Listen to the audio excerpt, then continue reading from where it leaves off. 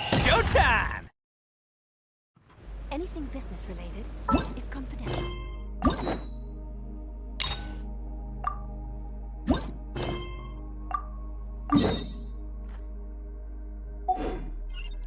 Oh, traveler from beyond this world, will you witness this tale unfold? Alice? You recognized me just like that? Maybe I need to work on my impression.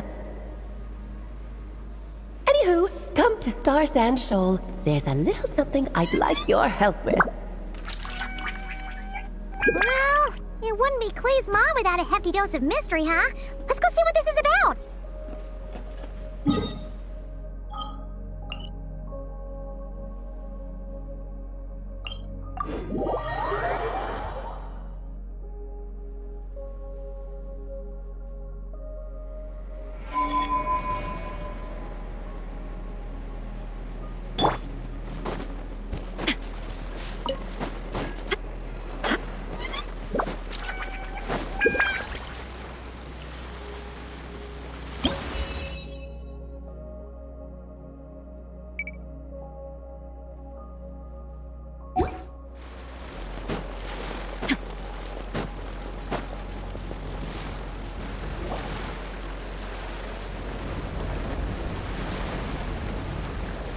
Oh, it's Durin!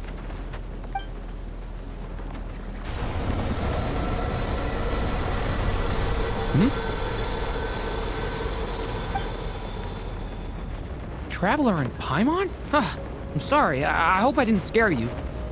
Oh, no, you didn't scare us. Just give us a little surprise. Looks like you've gotten even more powerful now. I don't know. It just feels like it's gotten harder to control. I didn't mean to strike so hard. I'm so relieved you didn't get hurt. It's all good. We've had worse. No, don't worry about that. It's been very stable ever since I got this body. Albedo made sure of that. What you saw just now is something that only started happening recently. Maybe I'm still acclimating or something. I'm sure it'll clear up over time. Anyway, what brings you here? Did you need something? Well, The day that the writer and the watcher crossed paths was the day that the magic known as storytelling was born. so, she asked us to come. Miss Alice? Oh, you too? I guess I really do need to work on my impression. Well, never mind that. It's been too long, Mini Durin. And please, that's Aunt Alice to you. I have brought you and the Traveler together here for a very important purpose. It has to do with your mom. My mom? Indeed, fairy tale author extraordinaire, Anya Marie Andersdottir. See, I knew this would be right up your alley. Now then, if you'll open the book, I will begin narrating.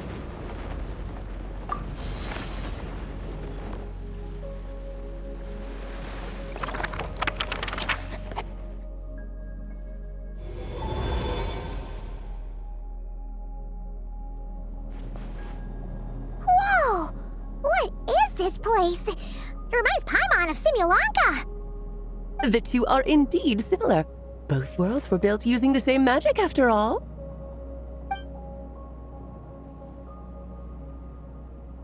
Aha! So it is Alice! Hello, Aunt Alice? Oh, no need to be shy. Just think of me as one of your mother's dearest friends.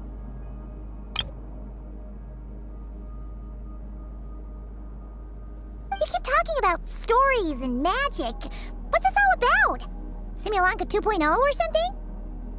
Certainly not. Simulanka was a peerless masterpiece. Without the original author, it would be impossible to create a sequel, even for me. But you are right about one thing. Just like last time, I want to show you a work of magic that has to do with storytelling. What's this?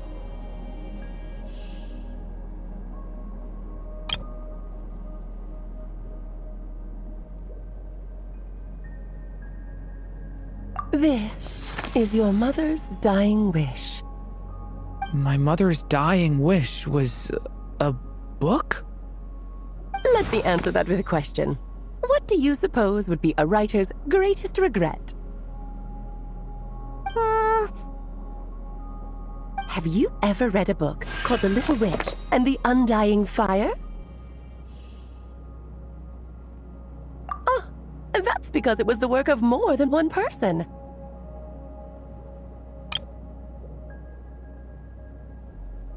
It began as a little game at our tea parties. Each of us took turns writing the next part of the story. I wrote the first volume, then the other mages took their turns. Em was tasked with writing the final volume and tying everything up.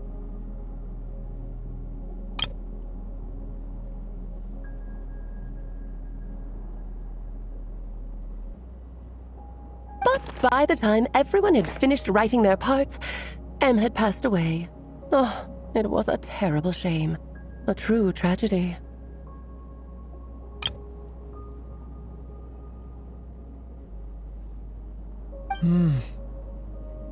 And that is the answer to my question. A writer's greatest regret is to leave a story unfinished.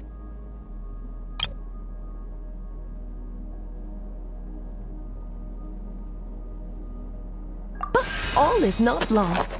I couldn't stand the doom and gloom of it all, so I went ahead and wrote an ending myself on her behalf. Then what's this book?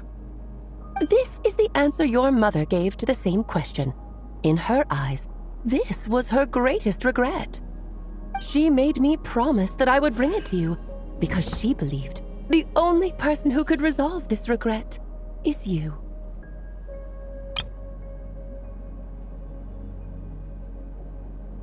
So my mother's greatest regret is another unfinished story? You could say that.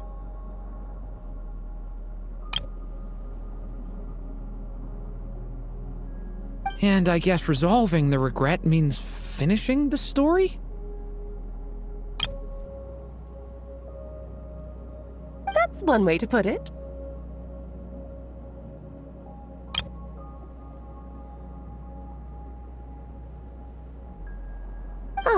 Is a straight answer too much to ask for?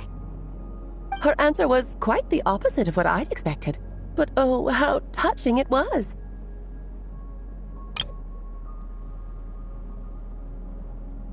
I'd love to tell you what she said, I really would. But that would spoil the plot, and we can't have that. Spoilers ruin everything. Oh. Just think of this task as giving a story a much-needed ending. All I ask is that you do your best. I understand. But I only just started learning human script, and I don't have any writing experience at all.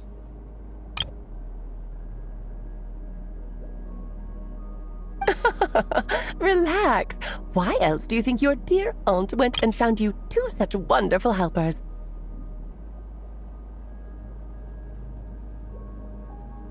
With their experience, you'll have so many story ideas you won't know what to do with them. So don't be shy to ask lots of questions. Yeah. If it's to help Durin fulfill his mother's dying wish, then we're in. Aunt Alice, could I ask, what kind of story was my mother hoping to write? I had a feeling this might come up, but that answer isn't mine to give. You'll have to find it yourself, here inside this book. Don't worry. We'll help you come up with loads of ideas. Yeah, let's find a nice spot where we can settle in and read through this thing. We could even get some snacks, too. Oh, the actual process might not be quite the walk in the park you're imagining, Paimon. Why's that? Because when Em created this book, she borrowed my magic. In other words, it's not a book you can just pick up and read. It's a magical book. Its chapters are scattered through memories of the past. Gather them all, and the book will show you its secrets. So, where are we supposed to find these memories? Em left a trail of clues for each unfinished chapter. Follow the hints, and you'll find them. Oh, and when it comes to adding to the story yourselves, you'll need to use this.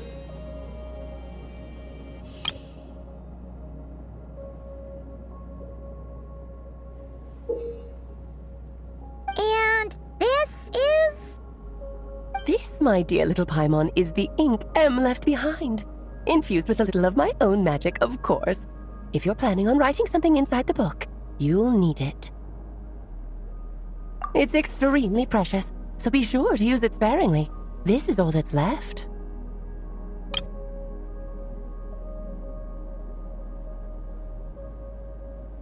So we need to search for the memories and keep an eye on how much ink we're using. Oh, it just had to be a wild goose chase, didn't it?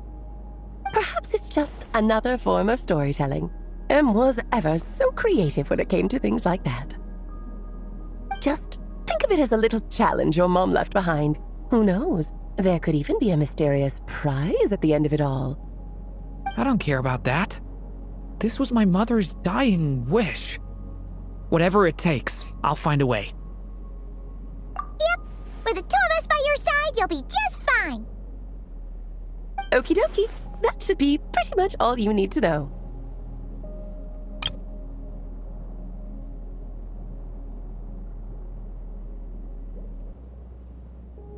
Ah, and once the story's complete, do let me have a little look-see, okay?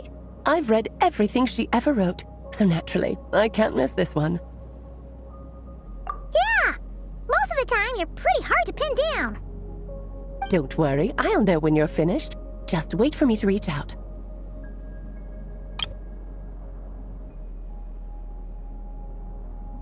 All right, off you go. I can't wait to hear how the story ends.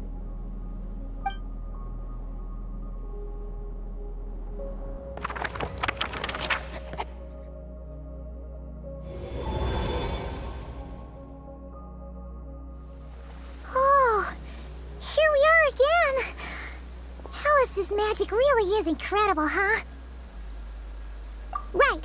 Alice mentioned we should be on the lookout for clues. Huh?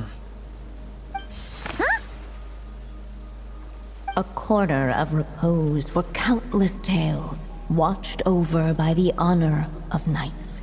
A place for stories to sleep, perchance to dream of ancient cities and the epics of ages past. There, a witch once spent a sleepless night, and all to bring forth a story yet untold.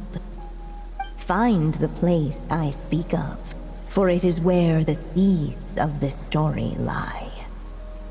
Was that a riddle? Where do you think this mysterious place could be? Hey, you might actually be onto something. Guess that means we need to head back to Mondstadt? I had a feeling that's where we would be headed. After all, it's where my mother was from, and I bet it's where she wrote this story, too. Yeah, that makes sense. Still, I feel bad about dragging the two of you along on such a long journey. Don't worry about it. We don't really have much going on right now, so we're all yours. Come on, let's go!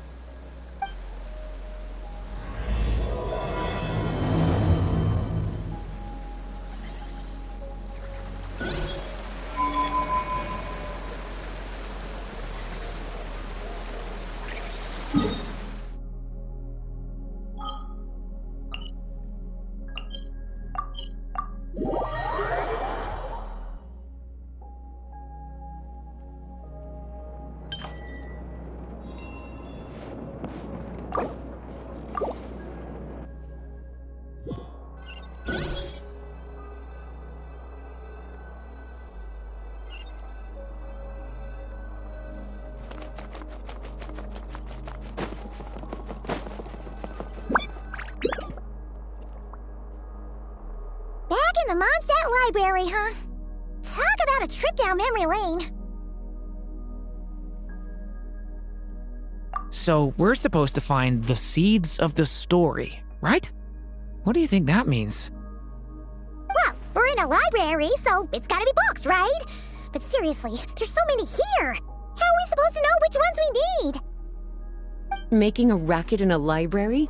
You should know better than that. Lisa! Oh, sorry about that. Now, who do we have here? Ah, my golden-haired cutie. And my little horn cutie, too.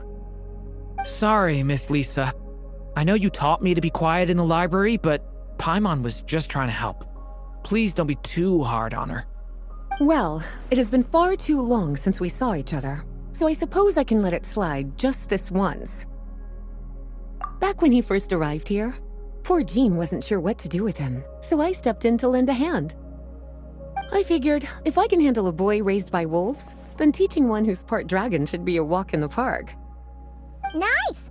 Sounds like Durin was welcomed with open arms. Why, of course. Now, let's save the reminiscing for another time. I'm sure you're here for a reason. Did you need to borrow some books? It's kind of hard to explain. Maybe you could take a look at this. Oh?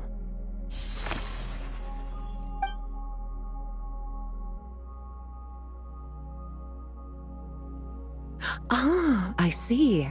These so-called seeds of the story must be the books that inspired its creation. That's just how it is with stories. They grow out of the tales that came before them. And that mage, I can almost picture her here, hundreds of years ago, scribbling away at one of these very desks. But we don't know anything about this story. How are we supposed to figure out which books inspired it? As it happens, just before I found you here, I was looking into something rather peculiar. One of the knights reported seeing some books that weren't listed anywhere in our catalog.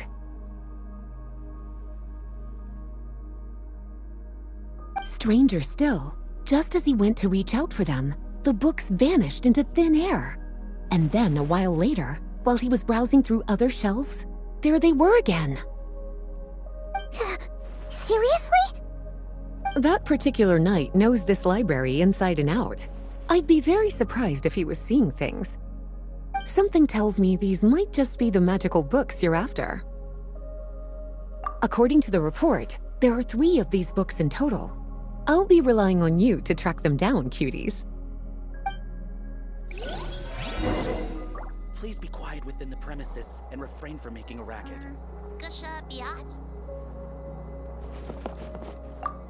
Oh, wait! Did Klee write this one? Should this even be here? We better show it to Lisa.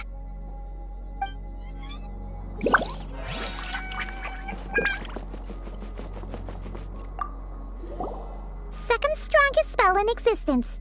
Do not show Klee. Wait, there's actually a book like that right here in the Mondstadt library? That title's just gonna make people even more curious. Huh. There's definitely something fishy about this one.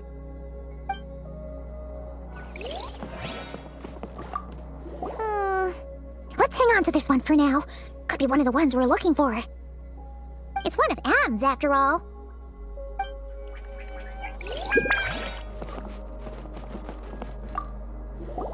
An experiment log. Looks like part of the title's been erased. There's something seriously suspicious about this book.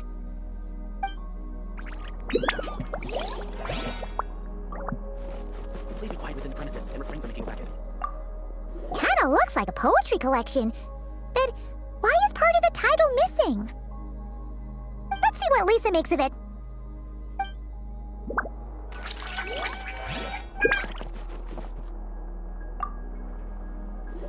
Well, did you manage to find them?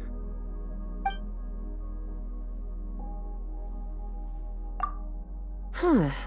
This book definitely doesn't belong here. Yeah, we can tell just from reading the title. Rubedo was the one who brought it in. He suggested I place it on the restricted list and keep it sealed away. Why? He said it's full of forbidden alchemical formulas, some of which could even result in the creation of dangerous monsters. Apparently, the danger it posed was so great, he didn't even feel like it was safe to carry around or keep it in his workshop. Really? Definitely sounds like it shouldn't be here then. Still, if that mage read this book too, it must have been written a lot earlier than I'd imagined. Well, did you manage to find them?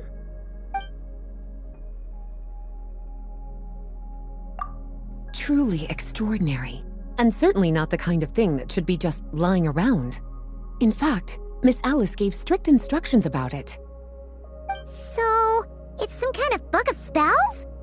Paimon's guessing magic this powerful should be kept a secret. It's true. This book does contain one of Miss Alice's spells.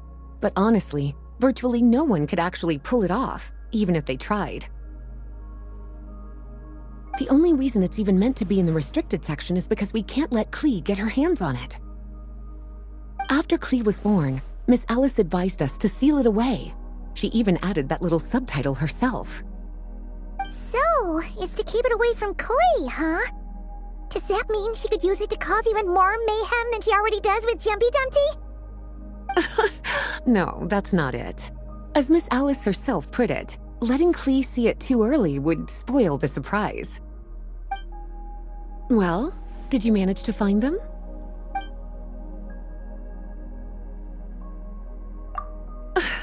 Well, it definitely shouldn't be here, but I'd highly doubt it's one of the books you're looking for.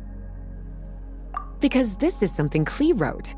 It's a compilation of all the best fish blasting spots around Mondstadt, as well as the most convenient places to stash her new Jumpy Dumpties. Of course, there's no way she'd get away with keeping a book like that in her bag, and she'd be in big trouble if Jean were to find out. Not only would the book itself be confiscated, but she'd be looking at a whole day in solitary confinement at the very least. Somehow, she figured out that the best place to hide it was right here. No place like a forest for hiding trees, huh? Now, every time it gets confiscated, she just writes a new one and sneaks it back in. Yes, so thanks for helping me find it. I'll finally be able to hand it over to Jean. Well, did you manage to find them? Well, this book has quite an obvious connection with that mage, considering she was the one who wrote it. But as one of the library's classics, its presence here is hardly unusual. It really is a must-read, so if you haven't read it yet, that's your homework, cutie. Well, did you manage to find them?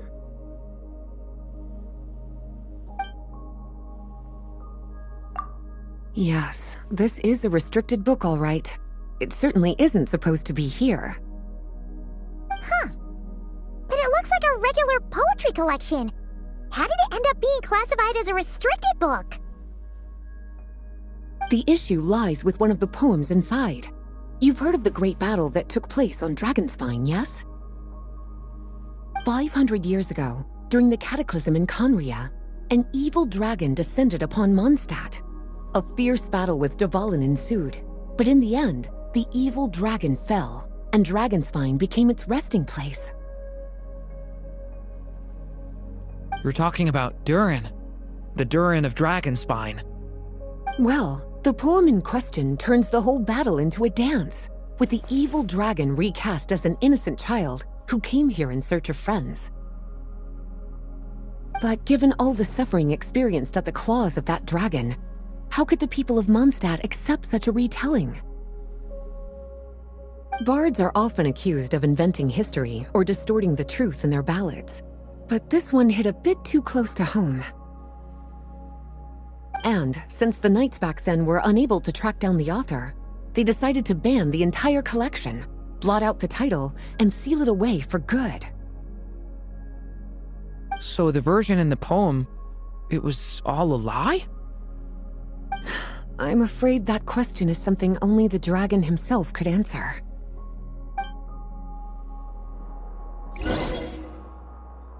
Well, would you look at that? Seems like these are the little troublemakers you're after. And all three just so happen to be forbidden texts. What kind of story requires reference material like that, I wonder? Forbidden texts? You know, the first time you mentioned that the library had a restricted section, Paimon thought you were just trying to scare us. Are you saying it actually exists?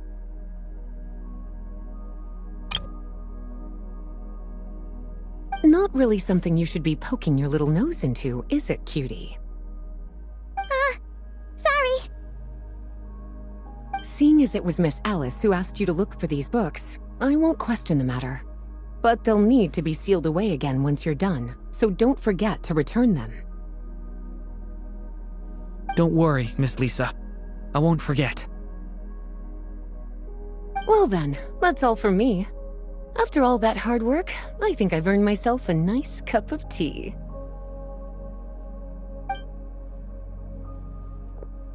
Alright, we've gathered all the reference books. What's next?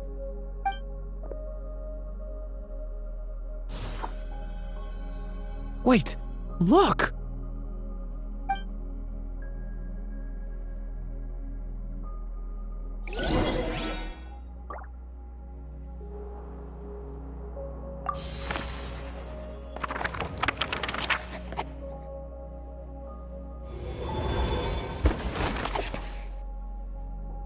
Long, long ago, an evil dragon descended upon the human world, bringing terrible calamity in its wake. Bravely did the people resist, until at last, the dragon lay slain. Later, a witch with a love for stories came upon the tale of the evil dragon, and for reasons she could not explain, felt a pang of sorrow on its behalf. For she knew, despite its body being born of wicked alchemy, all along, the dragon's soul was that of an innocent child. Right up to the moment of its death, it had no choice in becoming a vessel of calamity, nor could it fathom the cruel fate that lay before it. Though the witch had a love of stories, she was not pleased with how this one ended. No, that won't do, she thought. I'll write you a better ending instead. And so she set off to do just that, borrowing a little magic from her friend. With it, she wove a dragon's egg, resolving to rear a dragon child of her own. Yet long in thought she lingered, wondering what kind of world her little dragon ought to behold upon waking.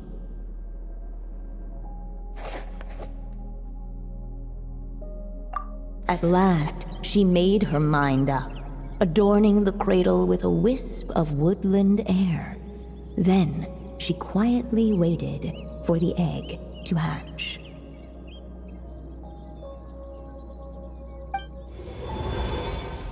Whoa! We're actually inside the story! This must be Aunt Alice's magic. Yeah. A story about me? Why don't we just see where the story takes us? All we know is the beginning at this point. Okay. And now a golden-haired traveler, a silvery sprite, and a dragon-born youth step onto the stage. What new chapter will their arrival bring? Whoa! That came out of nowhere! Was that the same voice we heard just now? Yeah. But why does it sound so familiar? I've missed this. It's just like the stories my mother used to tell me. You mean... Em? She used to tell you stories? Yeah, she loved it. Back when she was still alive.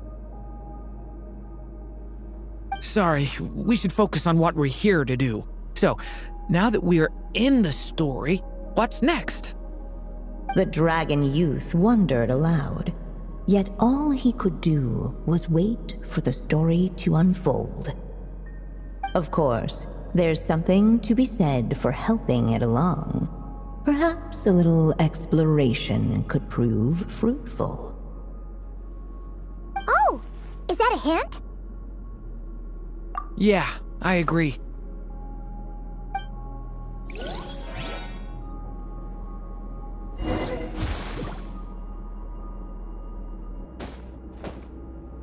For a moment, the story crashers fell silent.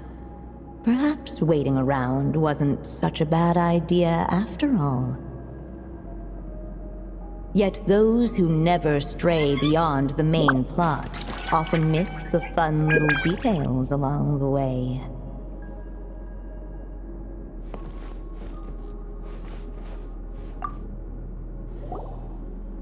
This Draco doll is meant to be the witch in the story, right? Wait a second. All the people we've seen that look like that turned out to be mages from the Hexen Circle. Do you think the witch in this story is one of them too? My mother had a hat just like this. Then, the witch must be M. Looks like this story really is about Durin, huh? Whether the sprite spoke true or not, it had little bearing on the story at hand. For in that moment, what mattered most was not that she was a witch, but a mother waiting for her child to hatch. Let's keep looking.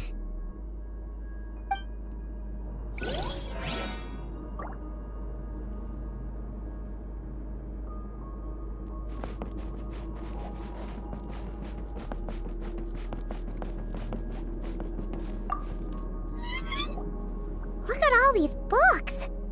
Guessing the witch did a lot of reading while she was waiting for the egg to hatch.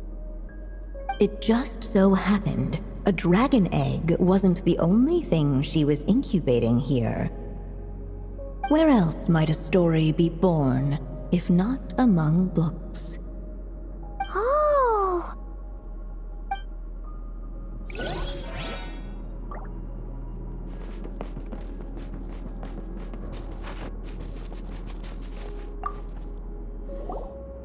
This must be the dragon egg, right? Looks like it's gonna hatch any moment now. So we've got a dragon egg about to hatch, a witch who loves stories, and that evil dragon we heard about at the beginning. Yep, it all adds up. This is my story, isn't it? Okay, so how are we supposed to help the story along? It feels like all we can do right now is wait. Apparently, it hadn't dawned on the group to look for a way to help the egg hatch faster. Oh, right! We're at the point in the story where we're waiting for the baby dragon to hatch, so that has to happen before the story can continue. With the flames at his command, perhaps the dragon youth might be able to provide the egg with sufficient warmth. What? You want us to roast the dragon egg? The silvery sprite's surprise betrayed her lack of reading, for in countless tales it is told that only by fire's embrace will a dragon's egg hatch swiftly. Huh, you kinda have a point there. Okay, I'll see what I can do.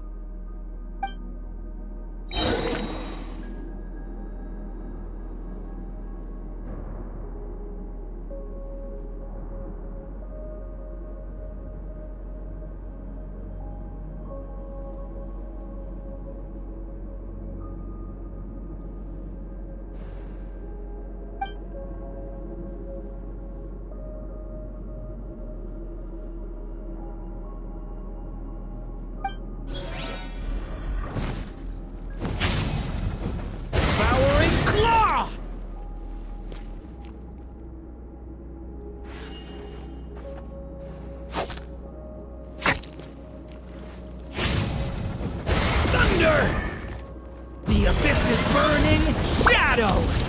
Clearly, both the golden-haired traveler and the dragon youth were eagerly awaiting the little dragon's birth, though perhaps their longing burned a little too brightly. Still, such fiery anticipation might itself become a blessing.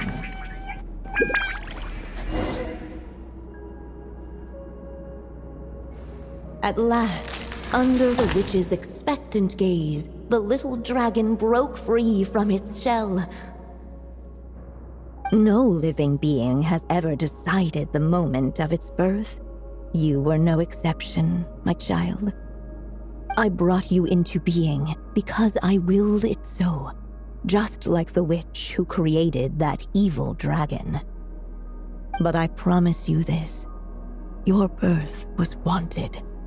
You are loved, and you will have a different fate than the dragon that came before you. You've never told me those things before, but for some reason, I always knew. Thank you for bringing me into this world.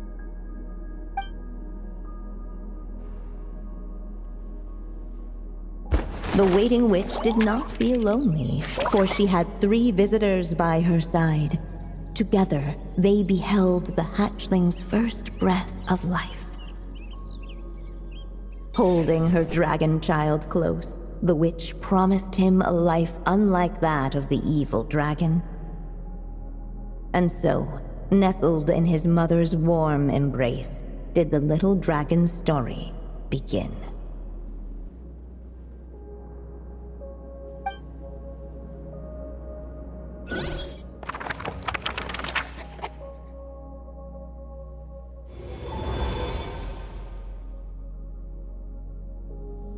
Wait, isn't this Mondstadt? Looks like we're back in the real world. Looks like there's more written on the page now and less ink left than before. So, does that mean we've completed this chapter? Yeah, but why does M seem to think that the story isn't finished yet? Durin broke free from the curse, came into this world with a new body, and even made a bunch of new friends. That already sounds like a happy ending to Paimon. True. Everything's always so mysterious with these mages. Guess all we can do is wait for more clues. Huh.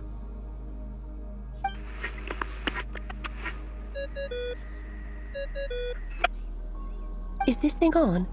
All right, that should do it. Hey, that's Alice's voice! Hello there, children. If you're hearing this, you've stumbled upon the little recording I left for you. I thought you could use a few hints about how the book works. By now, I'm guessing you've already begun to leave your mark on the story.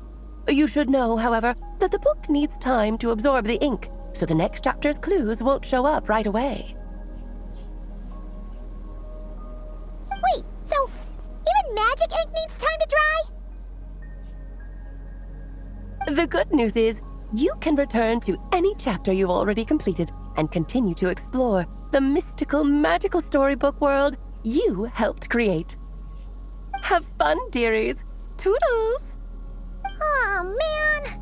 Paimon was so ready to knock this out in one go! Maybe it's for the best. Sooner or later, we'll end up being whisked off to another world again, and if that happens, who knows when we'll be able to come back. So it might be good to take a break while we can. A break. Yeah! Paimon has a sudden craving for the good hunter's sticky honey roast. And we happen to be in Mondstadt, so... So let's meet up here later. I need to find Miss Lisa to return those books anyway.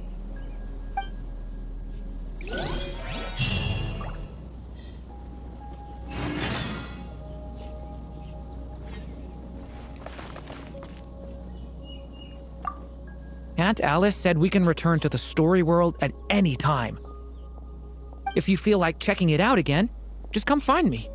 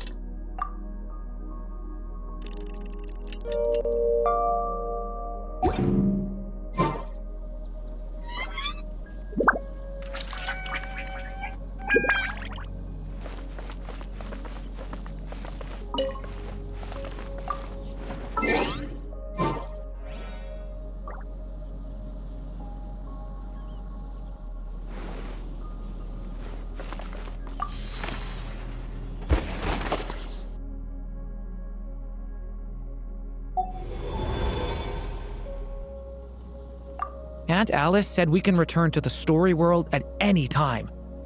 If you feel like checking it out again, just come find me.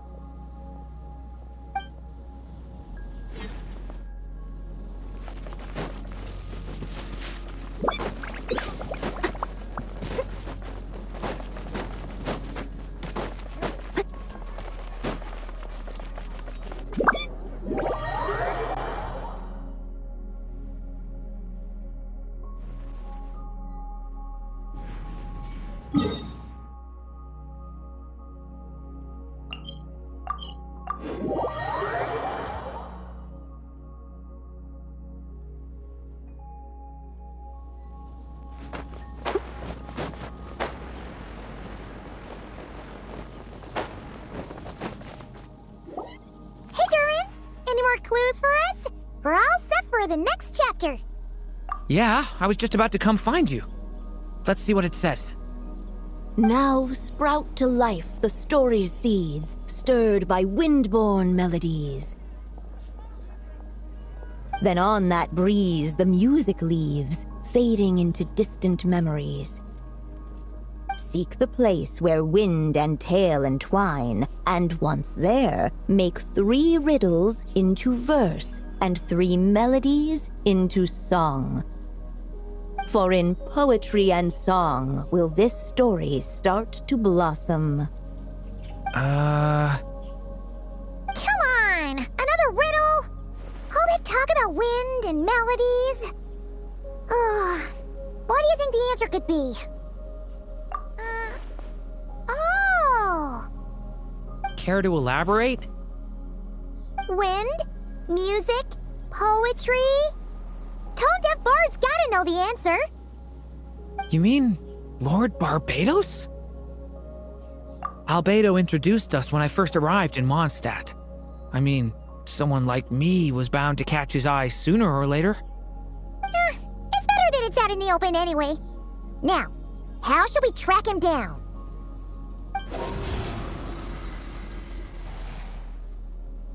I'm pretty sure he's already caught wind of what's going on here. Why don't we just see where the wind takes us? Right. He definitely makes it easy to forget he's a real god sometimes.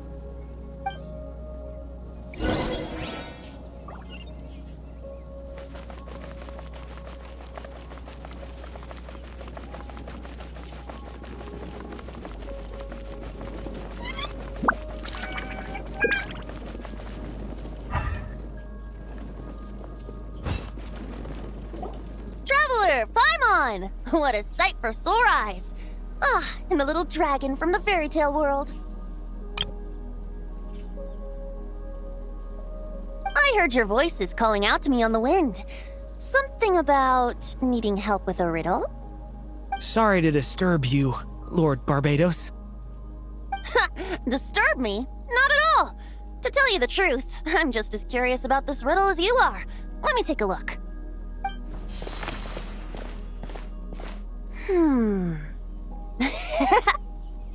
What is it? Did you figure out the answer? 3 riddles and 3 melodies. That sure takes me back. The answer you seek lies hidden in memory. Looks like running to Tone-Deaf Bard was the right call after all. Long ago, those mages came to Mondstadt, seeking to test their strength against mine. But I replied, let us make music, not war, and resolve our conflicts through song. So I strummed my lyre and sang them this verse. O wind, welcome now, my guests. Pass through verdant leaves unseen, where shape your formless self may take, and offer up a graceful scene, a fleeting gift for welcome's sake. Leap at the edge of a sea of clouds, where land meets sky and sky meets ground. There frighten off the noisy crowds and bring my guests a calm profound. Fly beneath the stars up high, where mortal noise is swept aside, that my dear guests with starry eyes may share the dreams they hold inside. Now go to where I vowed to keep a quiet spot for them to sleep. No clash, no contest bars the way, just tea and mirth to fill the day. There you have it, the 3 melodies. As for the answers to those 3 riddles, I trust you can guess them by now. The woods, the edge of a cliff, and the sky? Correct! Funnily enough, your mother was also the first to solve it, all that time ago. There must be some kind of special rapport between those who write stories and those who sing them. The woods, a cliff, and the sky. Oh! So that's where it is! I suppose the spot that answer points to is where you're headed next. You should know, after solving my riddle, the mages even accepted my proposal and made that location their official meeting spot. And going by what your book is suggesting, once you found it, you might want to try playing the melody I just shared with you. Guess you can be pretty reliable when it counts, huh? Great Animal Archon? Thanks for the help, Lord Barbados. Still got questions for me, huh? Yeah, you must have read countless tales in your time, being a wandering bard and all. In your experience, why might an author consider a story unfinished? Unfinished? Well, I guess if there's something left to accomplish in the story, or, if the last line goes, "To be continued." Huh? Well, your helpfulness lasted for like 1 second. In all seriousness, I would think the answer to that question lies in your mother's story itself. It's not my place to pry any further. All right then, we should get going.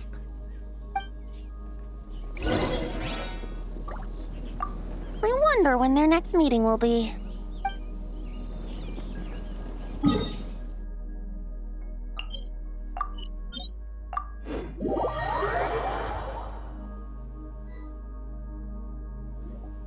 Okay, we're here! Now, we just need to play the 3 melodies, and we should be able to gather the memories for the next chapter, right?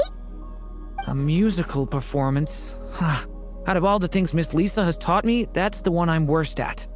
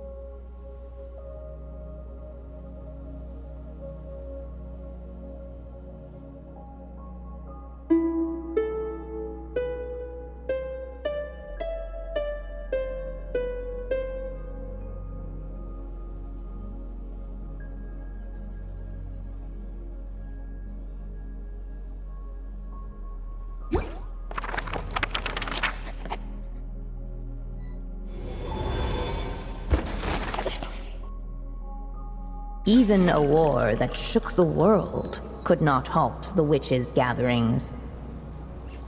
Yet even so, with the passing of time, 3 of their teacups no longer came to be set.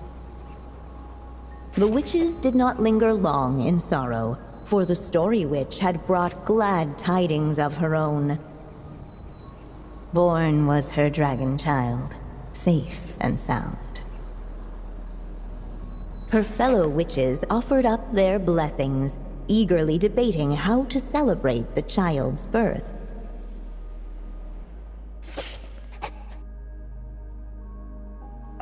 In the end, they settled on the sweetest candy they could find. After all, what could be sweeter than the arrival of new life?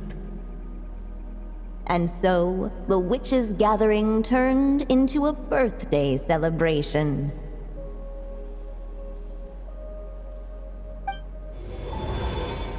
So, we're back in the story world, huh? As if from nowhere, new guests appeared at the witches' table. Perhaps they too had come to celebrate the Dragon Child's birthday. Yet while everyone else was busy thinking about what kind of gift to offer, these three seemed to have come empty-handed. Hardly the recipe for a warm welcome to a birthday party, now is it? A gift? Hey, what's this all about? We only just found out this was a party. While the guests voiced their complaints and grievances, perhaps they should have been wondering what kind of gift to give instead. So, we need to bring a gift to advance the story? Ah, but where are we supposed to get something like that? Perhaps it would be a good idea to have a look around. Why didn't you just say so?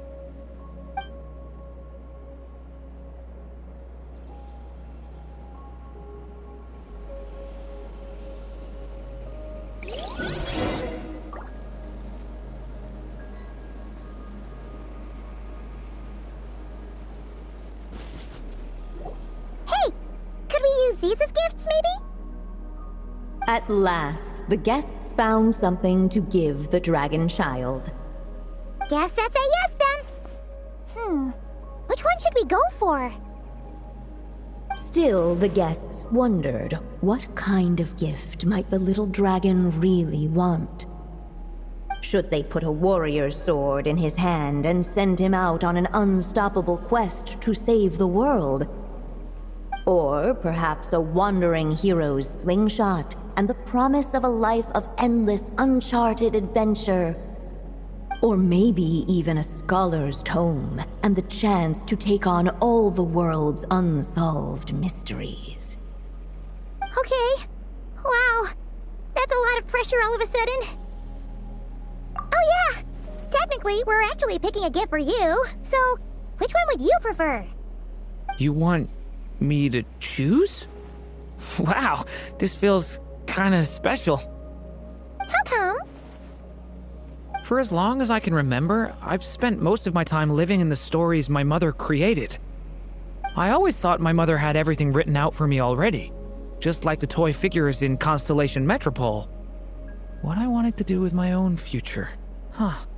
That's something I've never really thought about. What did I want back then? This is the first time I've ever asked myself that question.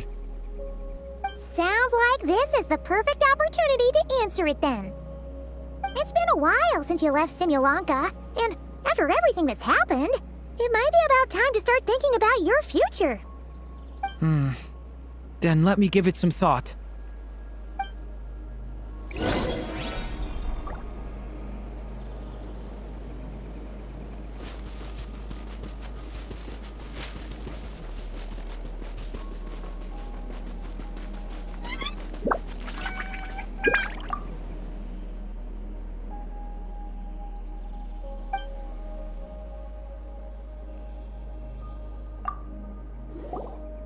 In the end, the guests settled on the Scholar's Tome.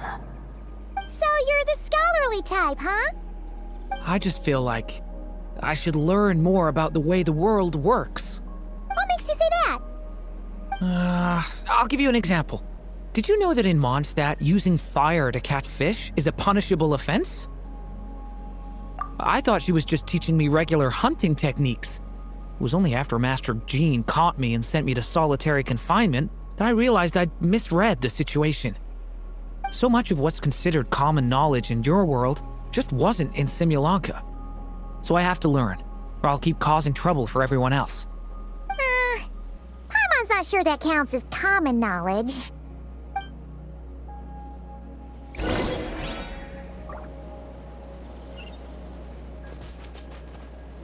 Alright, they should let us in now that we've got a gift, right? Hello there. Brought a gift this time. The newly arrived guest presented his gift, wishing the little dragon a future as a wise and accomplished scholar. Accepting the guest's blessing, the Story Witch invited him and his friends to take their place around the table. Finally, she could introduce them all to her dragon child, telling all in attendance about the moment of his hatching, and of course, the name he'd been given. It was then that the Seer Witch, diviner of the stars, withdrew her gaze from the heavens and turned a sorrowful glance upon the little dragon. You gave him the same name as that evil dragon? That's right. But the life I intend for him shall be very different. What folly, to love so blindly. For as you must know, a name is the mirror of destiny itself. He who bears an evil dragon's name must also inherit the fate of its previous owner. His fate has been foretold. Then I'll rewrite it. The witches at the table fell silent, for they knew the Seer Witch's words had never once proven wrong. Yet, just as clearly, they recognized the Story Witch's resolve, for there is scarce a force in this world more fearsome than a mother's love. At last, the Merry Witch stepped forward, dispelling the uneasy silence. So be it. Then we'll all lend a hand. Together, we shall rewrite this child's fate. You mean to defy one of the fundamental rules of this world? I refuse to be shackled by such rules. Besides, this is a witches' gathering, is it not? What could be more fitting a subject for this occasion than to defy them? Oh? Sounds like an interesting experiment. I suppose, were we to succeed in this endeavor, we might bring a touch of wonder to this otherwise dreary sky of stars. The Merry Witch finally talked them all round, just like she had done many times before. Warm and strong as the sun she was, so much so, in fact, that those who her light shined down upon had no choice but to bask in it. And so the witches readied their gifts, 3 marvels of the cosmos. For this child, I shall decipher the ravings of the heavens and lay bare before him the trickery of fate. For this child, I shall leave a formula powerful enough to unravel the very origins of this world, that he may seek another solution for the conundrum of his life.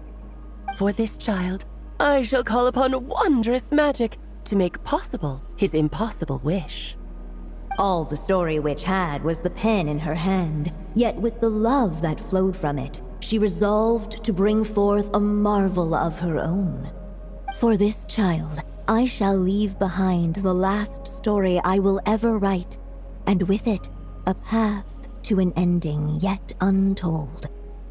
With the witch's blessings given and received, the little dragon's fate at last began to turn. In the midst of the dragon child's birthday celebration, the Seer Witch proclaimed her prophecy. The child had been given the evil dragon's name, and with it, the burden of its fate. But hearing this, the Story Witch vowed to rewrite it all, for such was her love and resolve. And so the other witches offered their gifts in turn, marvels as rare as any in the cosmos. Together, they sought to test one of the fundamental laws of this world, in part to support a mother's love, and in part to sate their own curiosity. Oh, and I almost forgot. Our new guests came bearing blessings of their own. Who knows? Perhaps this extra dash of wisdom might be all the little dragon needs to change his fate.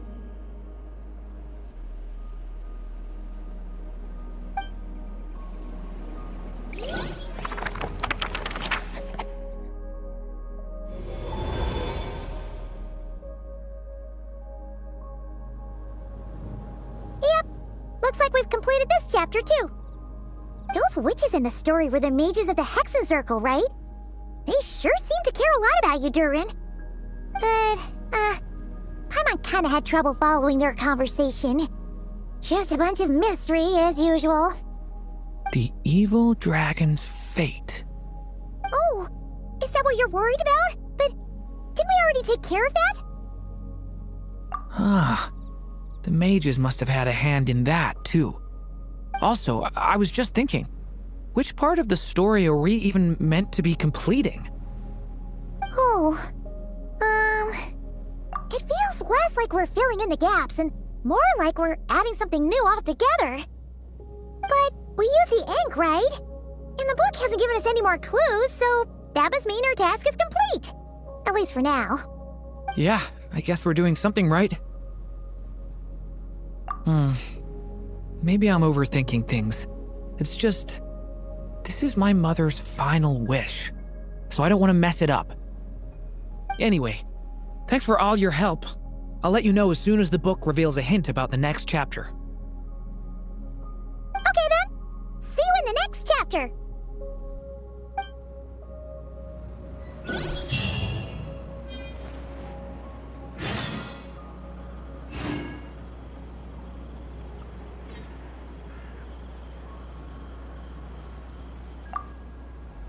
I think I'm gonna stick around, take my time reading through this book. If you feel like jumping back into the story, just come find me.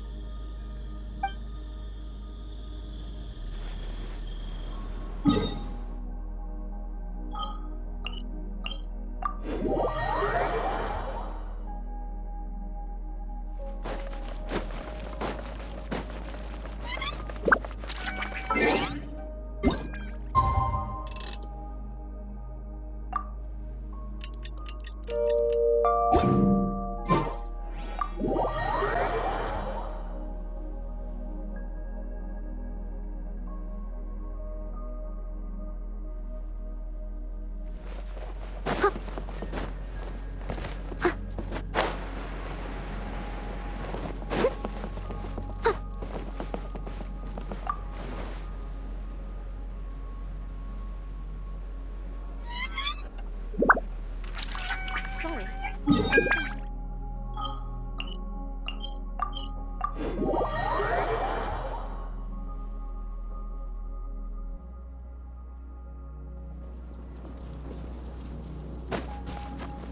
Someone needs assistance.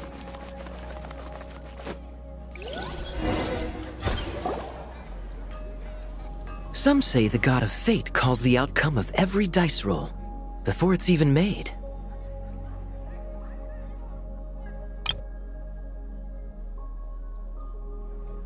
And that's why the secret to winning a lot of games is having that god on your side.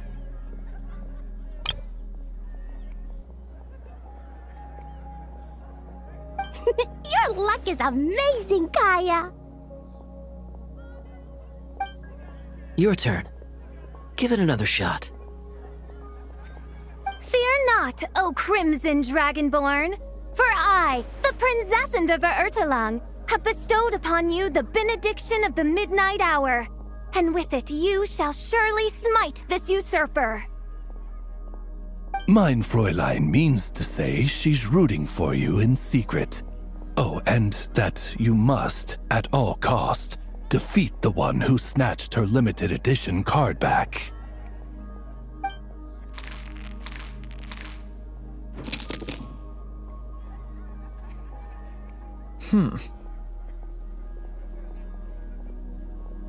I'm not too sure if that counts as good luck or bad.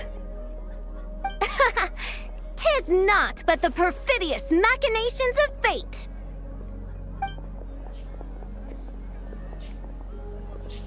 Hey, everyone! Mr. Honorary Knight and Paimon! You're back! It's good to see you, Honorary Knight. Mein Fräulein is quite invested in the outcome of this match, so please, allow me to extend greetings on her behalf. Of course! But if you're all playing cards, how come you're not over at the Cat's Tail? There's something about our horned friend over there that seems to frighten off little animals. Could be because he used to be a dragon. Normally, The animals just steer clear of him, but in the close confines of the cat's tail. Let's just say, the feline residents probably consider it their turf. And we all know how dangerous a cornered cat can be. I just wanted to borrow one of their nests for a nap. One of their nests? Wait, you mean a cat sofa? Yeah, it's more comfortable for me. I can stretch out just the way I like. But it turns out the black cat and his minions are quite territorial. Luckily, Miss Diona helped smooth things over, and they finally agreed to let me use one. But, I only get to use it after dark.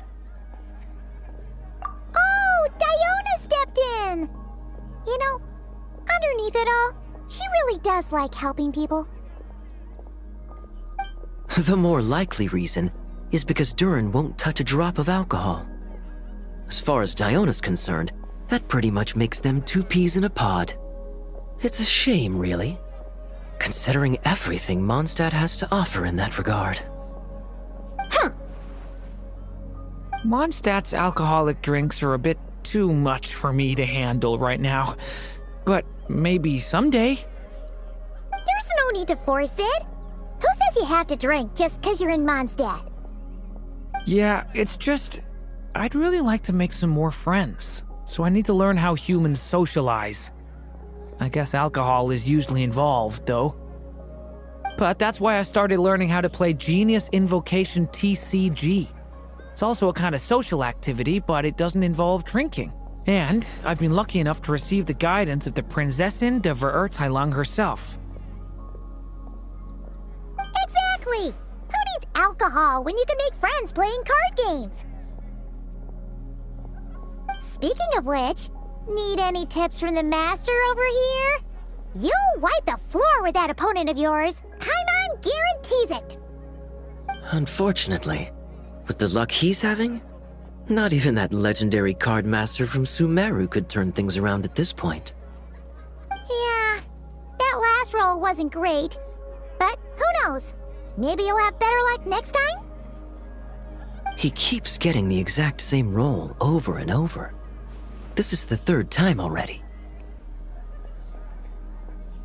If there really is a god of fate, they could have cut this kid a bit of slack. Like, I don't know, make it possible for him to roll at least one other side of the dice? I think I've lost. Must even a dragonborn, sanctified by the power of benediction, succumb to fate's insidious snares? Don't be sad, Durin. You'll definitely win the next round. You can even borrow Dodoko if you want. Mom says she brings good luck. Thanks, Klee, but there's something more important I need to take care of now. Oh, okay. So, the book's given us another hint, right? Yep, and I think I've guessed where we're headed this time. Come on, follow me.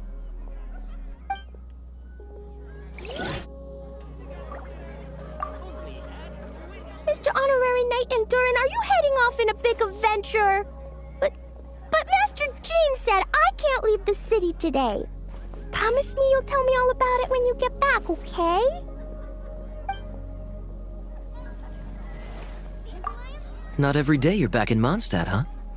Care to grab a drink if you're free? So be it. Such are fate's accursed wiles.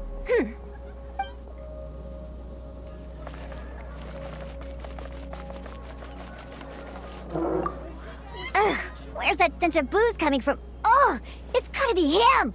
Ugh!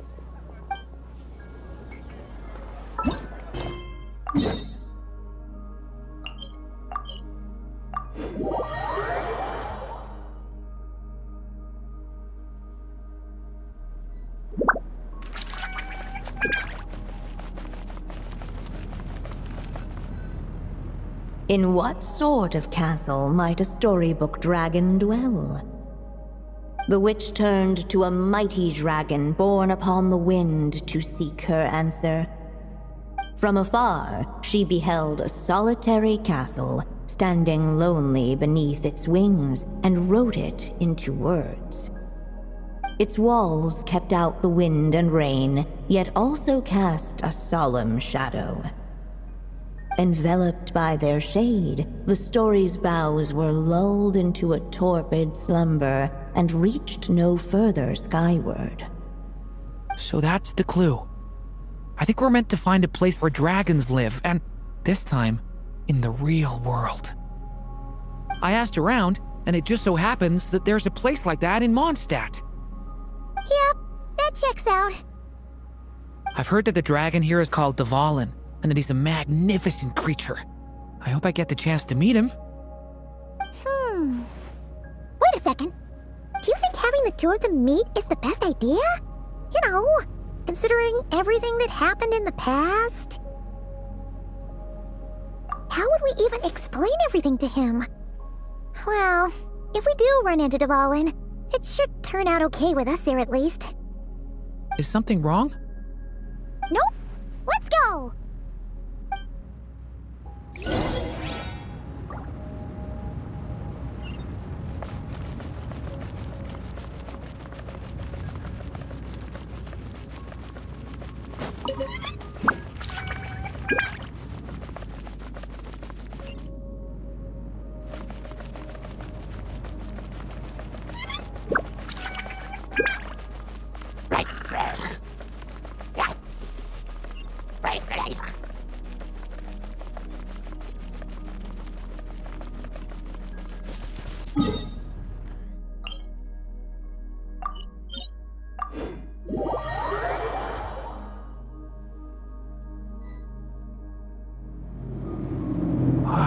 So, this is where Dvalin lives?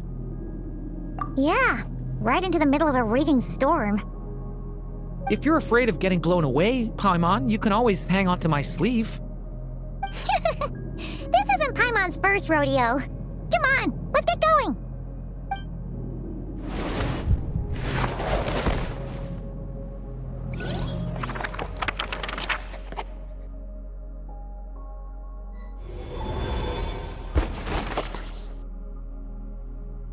The little dragon grew with each passing day, and the Story Witch, who loved him dearly, built him a big, beautiful castle. Yet in the end, she herself succumbed to time's merciless march, setting forth on a journey to a place beyond even the stars. All of a sudden, the little dragon found himself alone. He tried leaving the castle to make some new friends. But already he had grown the claws and scales of an evil dragon, just as the prophecy had foretold. Afraid he might hurt someone, the gentle little dragon hid within the castle his mother had built, and came forth no more.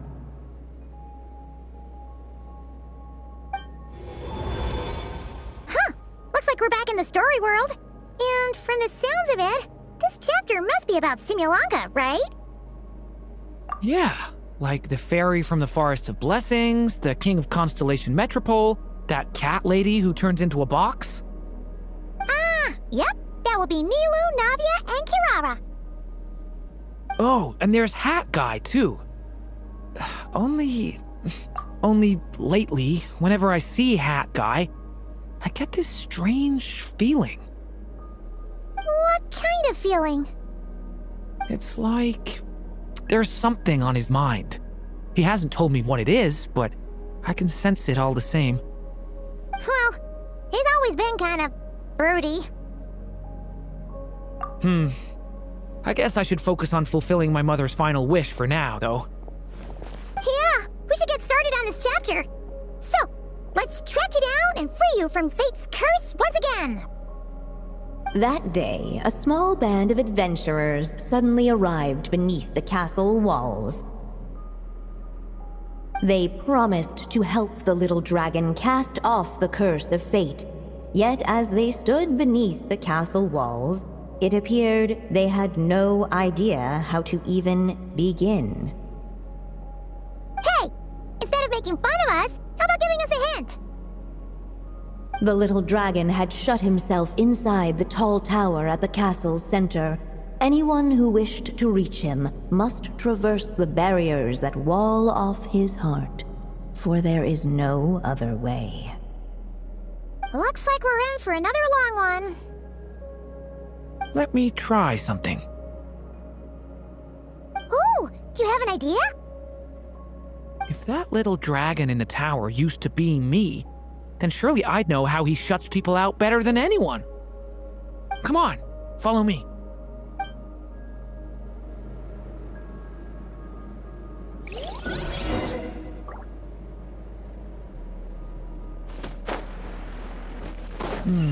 That telescope. I've seen magical tools like that before. It should come in handy.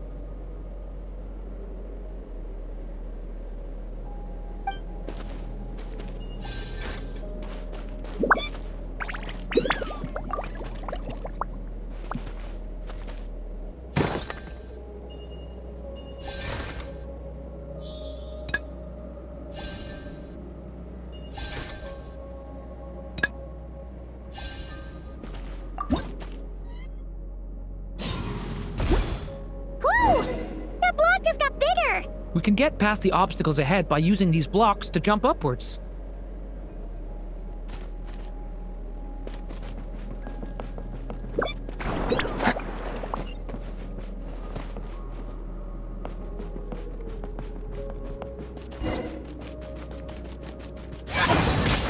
This is like a maze. How are we supposed to get through? We'll just have to check each spot.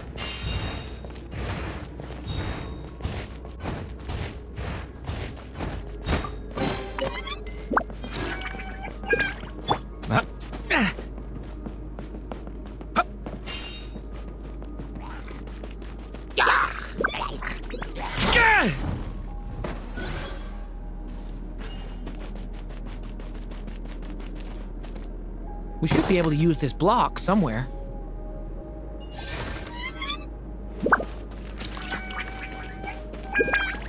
Looks like this telescope is missing some blocks. Oh. Let's try the one we just picked up.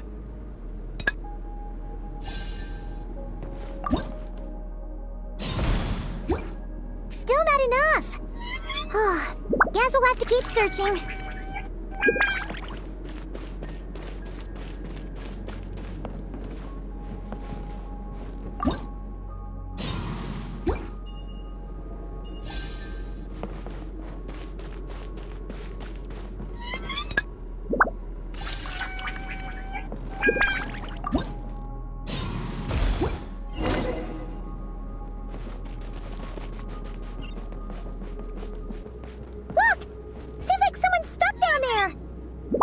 Should they continue towards the tower, or plunge into the shadows to rescue those in need? A difficult dilemma indeed. The path to the tower is up ahead. We better stick with Durin. It's so dark here. Hey, there's a fire over there. Let's go check it out.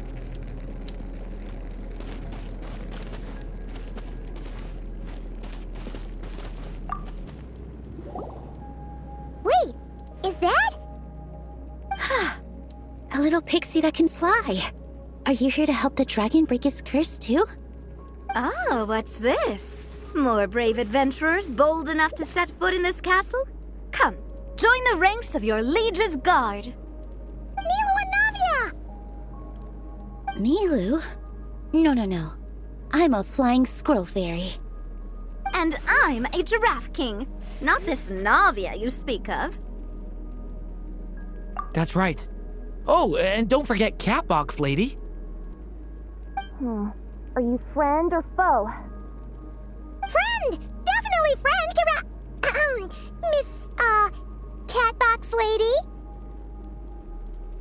Yeah, Simulonga is a big part of Durin's story, so guess it's no surprise the people we were with there would make an appearance. Okay, I think I get it now. Flying Squirrel Fairy, Giraffe King, Catbox Lady, please follow me. The shadows cast from the high walls of the tower were manifestations of the dragon's loneliness, barring the path of any visitor who wished to be his friend. The group of brave creatures sought to aid the little dragon in lifting his curse, yet without light to lead the way, the group was trapped, waiting on a miracle. Huh. These shadows are blocking our path. It seems like the little dragon is afraid to meet us. If only we had more firelight. But you three don't seem to fear these shadows. Why? Because I carry more than enough firelight for all of us. Besides, even though we're here to complete the story, who says it can't look a little different this time? Before I met you all, I was so sure I'd never make a single friend. I pushed away anyone who tried to get close, until some kind of miracle brought you to me. This time, allow me to return the favor. I'm not sure I followed all that, but you want to help the little dragon break his curse too, right? Yes, so please, come with me.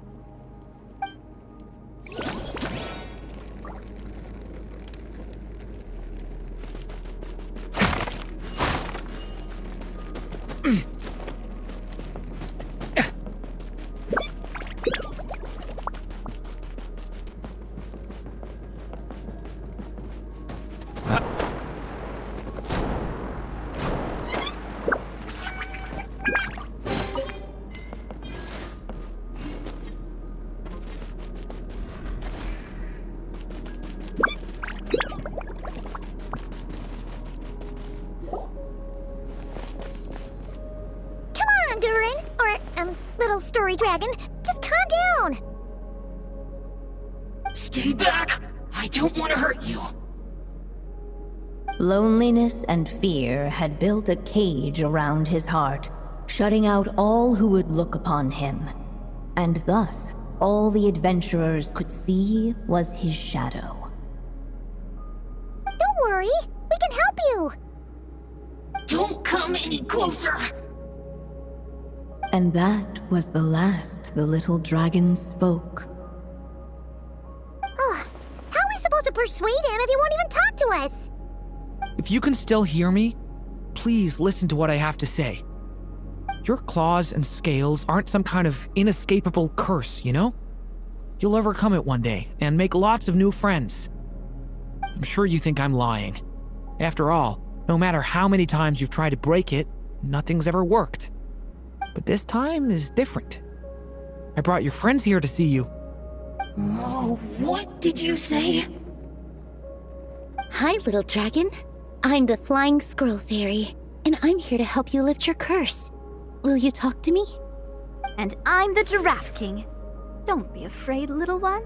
We're not afraid of you. I'm just a cat in a box, but I'd very much like to be your friend too. These are my friends? Yeah, they're your friends in the future you'd be trying to avoid. I can promise you that. They're reaching out, so you just have to ask yourself one question. Do you accept? After a long silence, heavy footsteps echoed from the tower's shadows, but still, the one who made them refused to step forward. Though the cage to his heart had been unlocked, the little dragon remained ashamed of his claws and scales. How can I face my friends like this? Don't worry, little dragon. We're gonna offer up our blessings and make a wish to the goddess of fate to release you from your curse. Yeah, just like last time! Make a wish? To the goddess of fate? At that moment, the merry witch made her entrance. Hello, little one. don't be afraid. With the blessings of your friends, your wish shall be granted. Alice? Wait, you're the Merry Witch from the story? Correct. It is I, the Merry Witch, creator goddess of this realm. And it just so happens the goddess of fate is none other than my dear friend, the Story Witch. I'm here to make good on my promise to lend her my second strongest spell. With this spell, she'll have the power to create an entire world. So naturally, granting your wish won't be a problem. Provided, of course, you receive your friend's blessings. But before we proceed, I must check something on her behalf. Little dragon, do you accept this blessing? I want to be your friend. So if you're offering, then yes, I would love to have your blessings. Were it not for the adventurer's blessings, this tale might have ended long ago. Thanks to them, another ending was now possible. Yet in that moment, they did not know if this blessing was truly a gift or just another trial in disguise. What? You didn't say a word when we actually needed a clue, but now at a critical moment like this, you turn up and start playing mind games? Another trial. That actually sounds about right. Be it the fictional problems of Simulanka or unavoidable conflicts in the real world, if you think about it, that's what they've been all along. But if it wasn't for those trials, I never would have met any of you. So, despite all that, I'd still like to give my blessings. That's the spirit! Come on, Durin! Let's help you make your wish come true again! On behalf of both my past and present selves, thank you, my friends.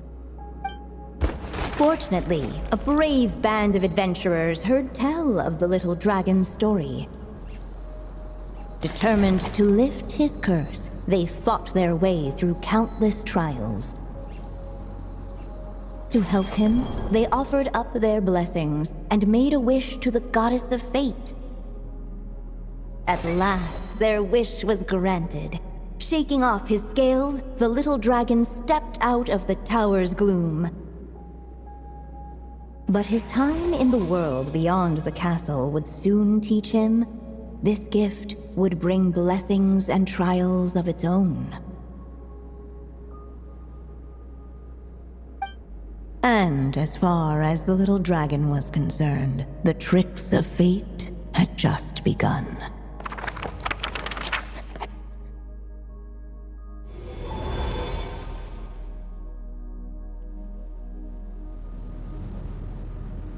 So, Durin's wish came true just like it did before.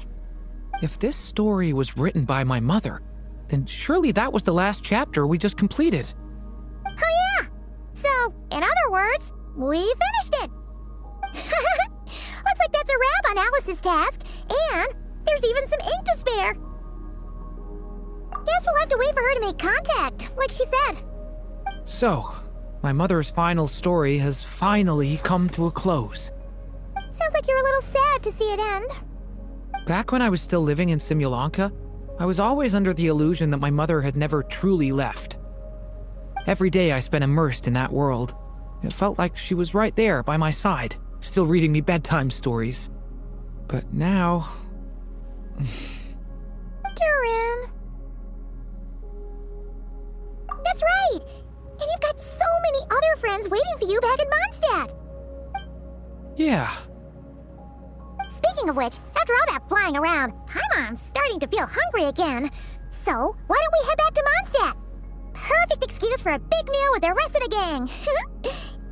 Now that you've fulfilled your mom's final wish, a little celebration seems in order, right?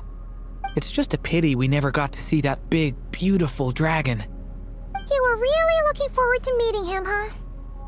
He might not be here all the time, but Paimon's sure you'll get a chance at some point. Alright, no worries. Anyway, since this feast is to celebrate me fulfilling my mother's final wish, I guess it should be my little treat. Pretty sure that's how humans do it, right? Nuh-uh. This one's on the Traveler and Paimon. Celebrating each other's achievements is what friends are for. Honestly, when it comes to who treats who, Human rules are so complicated. See? He wants to be friends with you too. But the moment hasn't come. At least not yet. In any case, the story should have a better ending this time, don't you think?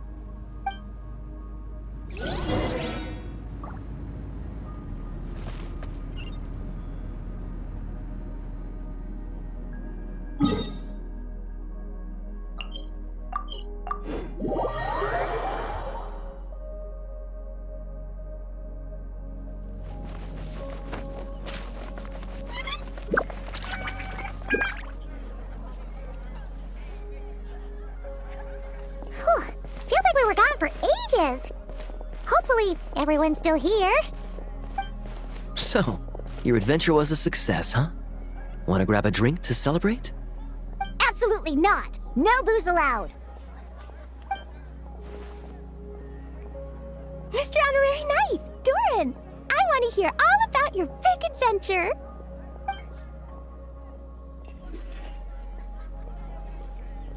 We're gonna order a big meal for everybody first. We'll talk while we eat. Yippee! Excuse me. Did I hear you call him Duran just now?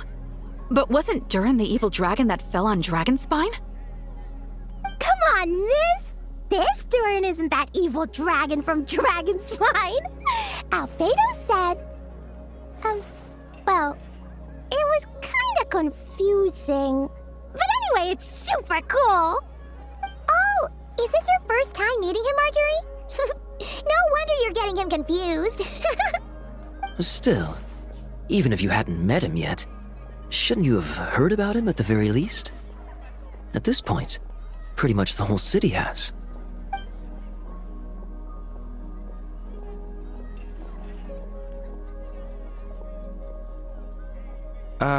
Why is everyone... So, what exactly is his connection with the evil dragon? Wait, but those horns on his head... Surely he's not a... Did everyone just forget about Duran? No, that can't be.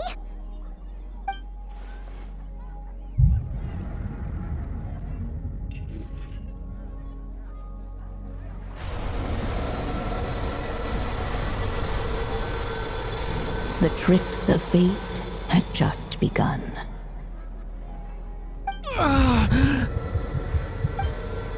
Watch out!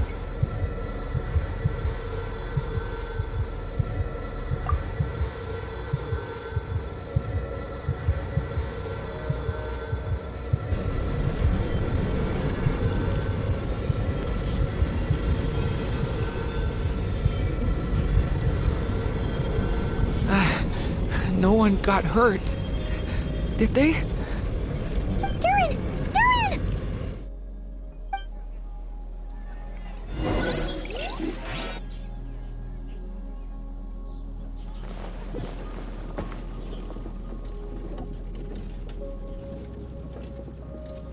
I just had Barbara check him over. He's not badly hurt, but he seems to have burned through a lot of energy fending off some kind of dangerous power. He'll need some time to rest before he wakes up. So, can someone explain what's going on here? It seems like, aside from Duran's close acquaintances, the people of Mondstadt have forgotten everything about him. How could that even happen? Worse still, the abyssal power within him is showing signs of extreme instability. Could be a separate issue, though. I'm not sure. If the abyssal power inside him spirals out of control, Mondstadt will be in grave danger. I completely agree. All right then. As acting Grand Master, I'll send a letter requesting Albedo's immediate return.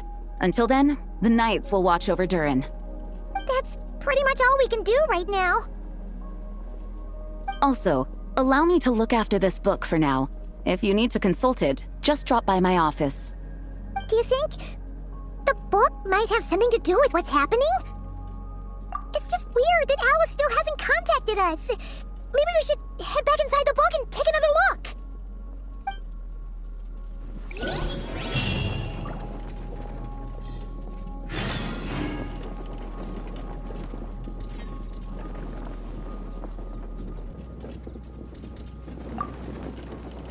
No need to worry. He's stable for now.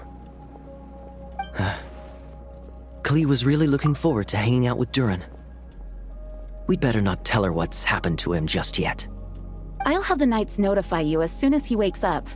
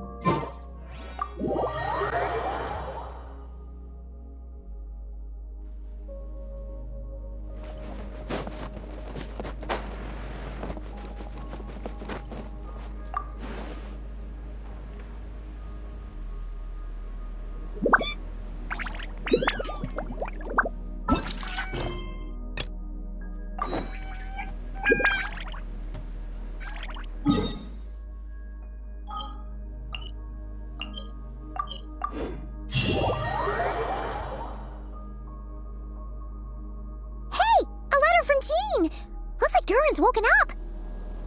Let's go see how he's doing.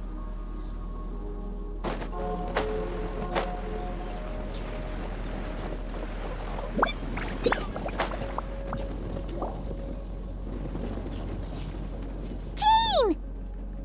Hello, you two. I'm glad you got my letter. Durin's awake and waiting on the bench over there. I'm here if you need help. Just give me a shout. Don't worry about us. We'll be fine. Oh, hey, you two. I just remembered what happened right before I passed out. Thanks for holding me back. I shudder to think what might have happened if you hadn't.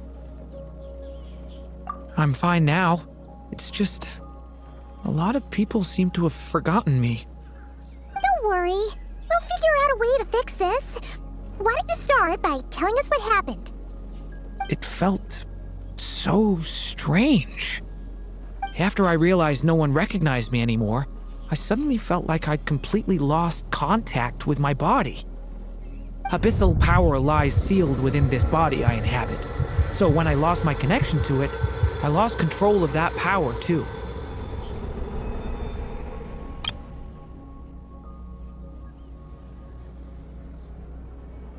It wasn't until I heard everyone calling my name that I was able to reconnect with my body. You lost contact with your body? Does that mean there's something wrong with it? Sounds like we need Albedo more than ever. I don't think the problem lies in Albedo's alchemy. Huh. But then, why are people forgetting you? Guess that's what we need to figure out. That means we need Alice for sure. But it's been ages and she still hasn't been in contact. Now would be a really good time for a hint.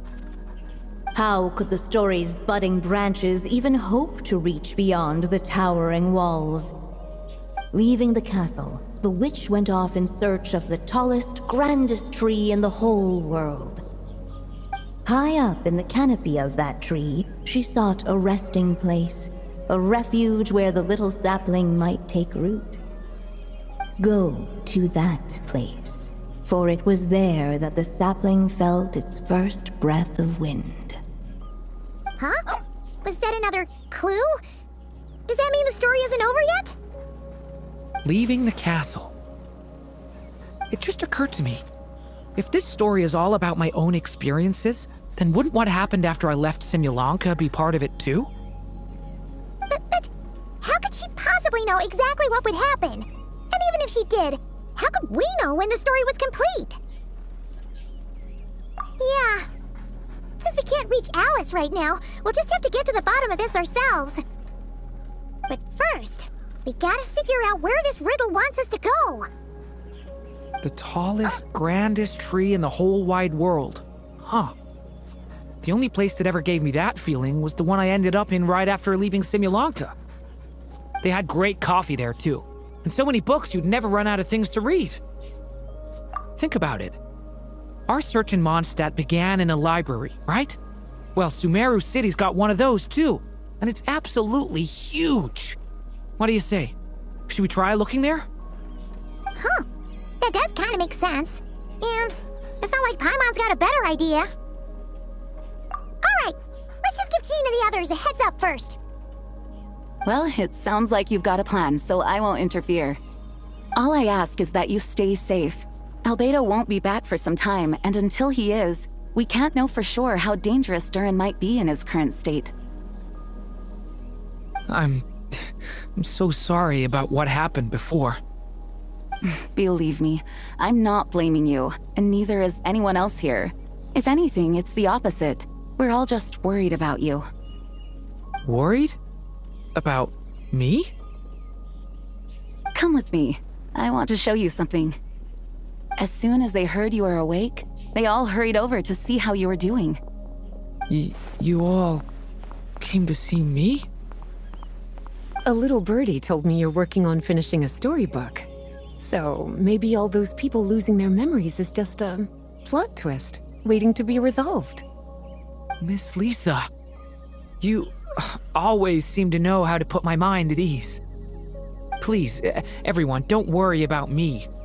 When I get back, I'll find a way to complete my mother's story, and the one we started, too.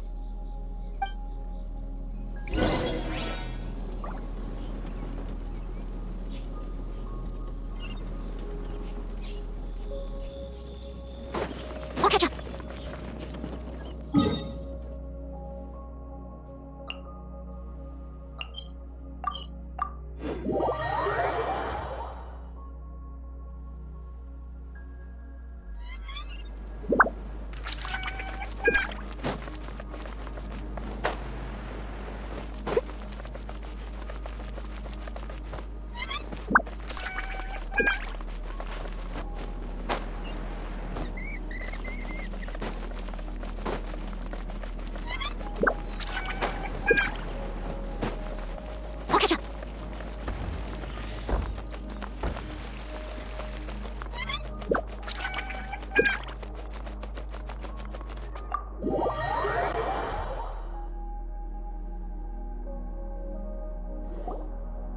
Whew. After the library hunt in Mondstadt, it's not as if Paimon was expecting this to be easy. But this... yeah... this is something else. Where do we even begin? Even the clue this time seemed kind of cryptic. Yeah. Guess the best we can do is stay on the lookout for more weird things going on. Huh? Sorry, what was that? I'm here to return Volume 5. According to the catalog, Volume 5 of this series is not available for loan. I can't accept the return of a book that was never checked out in the first place. Let me put it this way. My copy is complete. Yours, on the other hand, is missing large amounts of content. So you should swap it for mine instead. Sir, you have to understand. Managing a library is a serious business, and we have protocols in place for this kind of thing. I can't just replace an important volume in our collection based on nothing more than your word. Hey! Look what the Wandering Tom dragged in! Oh, it's you. And, what is it you're doing here? I'm a traveling scholar, as you know. Isn't a library the most natural place for me to be? Well, the last time we saw you was all the way in Notcry. Paimon just didn't expect to suddenly see you in Sumeru, that's all. There were some things I needed to come back and take care of. Some documents had gone missing, so I tracked them down, restored them to the original condition. And now, I'm here to return them. And considering what I'm planning to do next, it feels like a weight off my shoulders. What's going on with you, huh? You look like a kicked puppy. Hat guy. Ah, at least you haven't forgotten about me. What's that supposed to mean?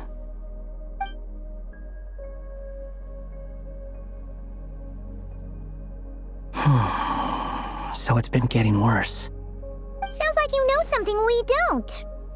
After he left Similanka, he spent some time traveling Sumeru with me. I was working on several texts at the time, and I stumbled upon something strange. Anytime Durin of Simulanka was mentioned, before long, the record would disappear. Which means all the remaining records on Durin are about the evil dragon that fell on Dragonspine. How did you even discover that? If I remember correctly, Hat Guy loved the time he spent in Simulanka so much that he started writing a travel log. That's besides the point. The fact is, you're not affected by the ley lines of this world. I'm sure you can grasp the implications of what that means. His case is different from mine. It's more like the world itself refuses to accept his existence. It started with a few written records, but now, it sounds like it's spread to people who never met him or didn't know him well. At this rate, the whole world might forget him altogether. The whole world? But that includes all my friends in Mondstadt, and even Hat Guy, too. So that's what you've been worried about all this time? Why didn't you just tell me? There are more important questions right now, like figuring out how to fix this. That mage clearly cared a lot about her child. She left that book behind for a reason. If you want answers, isn't that the place to find them? You think that didn't occur to us already? Problem is, we need to find the memory that unlocks the next chapter first. Mind if I take a look? I just want to know what secrets this book is hiding.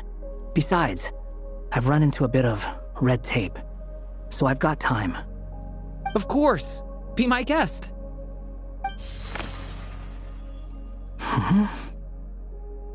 So, the memory we've been looking for was about you all along?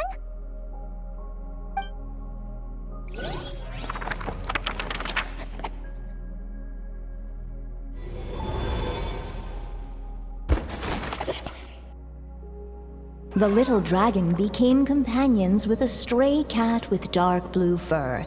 It was a friendship born of all they had in common. He left his castle at the stray's invitation, setting out to explore the world beyond its walls.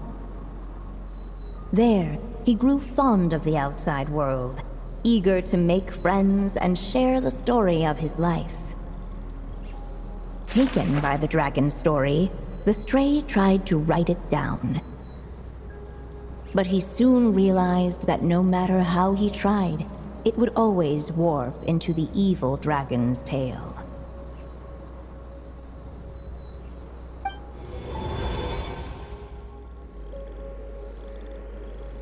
So, this is the world where this chapter takes place? Looks like we're at the top of some kind of gigantic tree. This one must be about what happened to me when I first arrived in Tevat. No wonder the memory that unlocked it was about Hat Guy. Most of my memories from that period were. Hold on. Anyone want to explain how I ended up looking like this?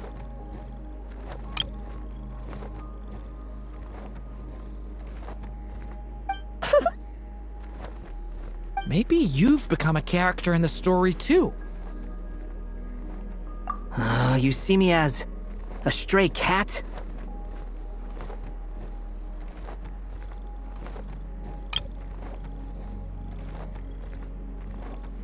A wandering Tom, to be exact. You should count yourself lucky. Of all Durin's friends, your character is by far the most memorable.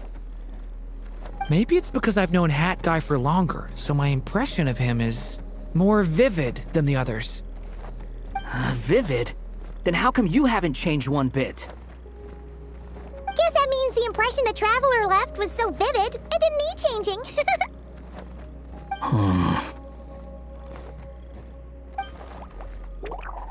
Hello, everyone! Ready for today's adventure? It's the storybook, Durin! Oh. So you're not playing yourself in this one? Does that mean the two of you have even more memorable roles to play? Where are we going today, kitty cat? Whatever. Just follow me. Same as always. Okie dokie! Can we chat along the way? If you have something to say, just say it.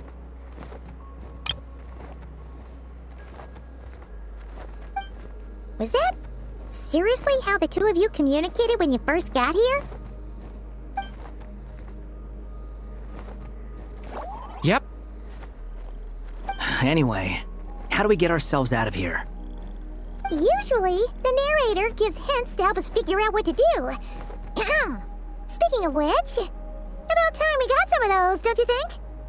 The story's vines had woven themselves together into a giant tree, the boughs of which a little storyless dragon now paced, homeless among its leaves.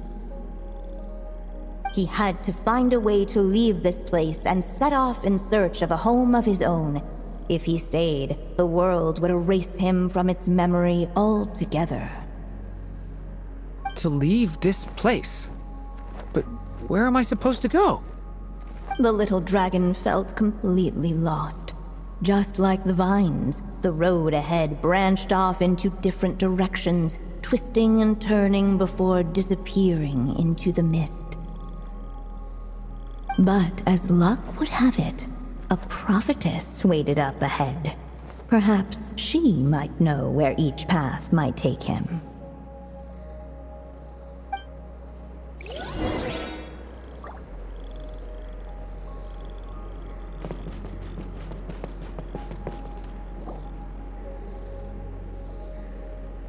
Oh, you must be the little lost dragon. It's true. My friends and I are lost. This meeting was no accident. The prophetess was in fact the seer witch, here to present her promised gift. The seer witch? Oh yeah! That's Mona's teacher, right? The old hag? Insolent child. I am the seer witch, your prophetess, not some old hag.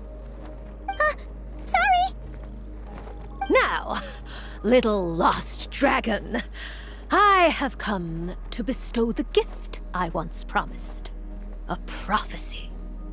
A prophecy? Hear me now, for my prophecy is this.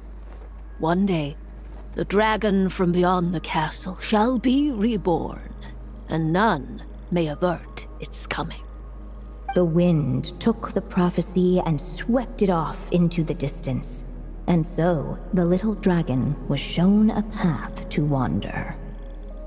As far as I remember, once that alchemist from Mondstadt learned about the prophecy, he chose to stand with you against the evil dragon.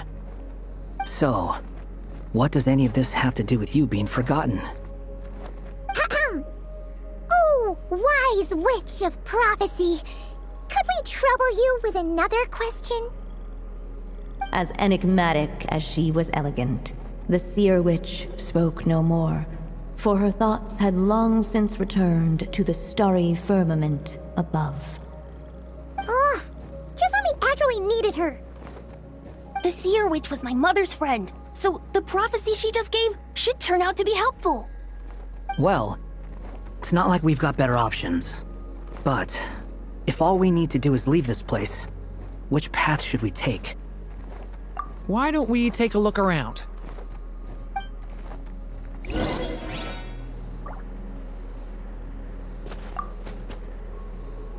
As enigmatic as she was elegant, the seer witch spoke no more, for her thoughts had long since returned to the starry firmament above.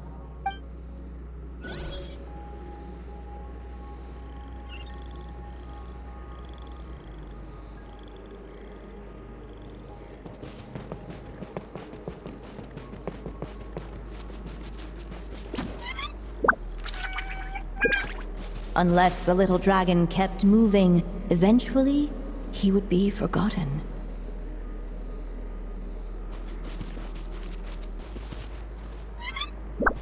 The wind kept blowing, but the little dragon had not yet resolved to follow it. Before him lay a foggy path, and where it might lead he could not tell.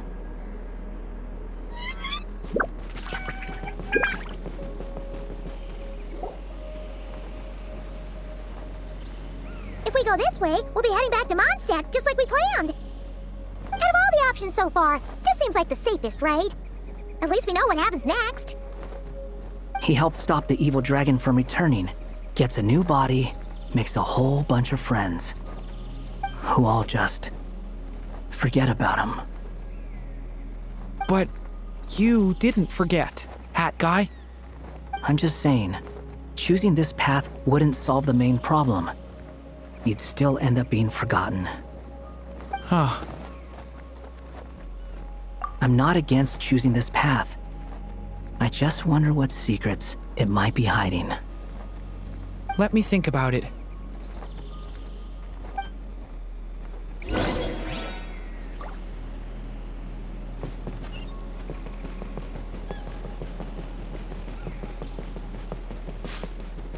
I still think you should keep going, little dragon. If you leave the castle, you can accomplish something amazing and make a bunch of friends along the way. Really? Then let's go! Unable to preserve his story, the little dragon wandered astray. Fortunately for him, a certain prophetess had left behind a prophecy to guide him. The wind took the prophecy and swept it off into the distance, and so the little dragon was shown a path to wander. Following the wind's guidance, the little dragon made his escape. In turn, the prophetess affirmed the little dragon's choice, leaving an extra secret as her parting gift. Now that you've made up your mind, I shall keep my promise by explaining Fate's little trick. Long, long ago, the gods of the high heavens gave the world outside the castle a magic of its own. They called it storytelling. It was a magic of almost unshakable power that governed how people met, grew close, and understood one another. Each person had a story meant for them and them alone, one whose ending was written in the heavens long ago. In truth, your story and the evil dragons are simply two versions of the same tale, and that is something the magic of storytelling cannot abide. Beyond the castle's walls, your story cannot take root, for the evil dragon's tale has done so already.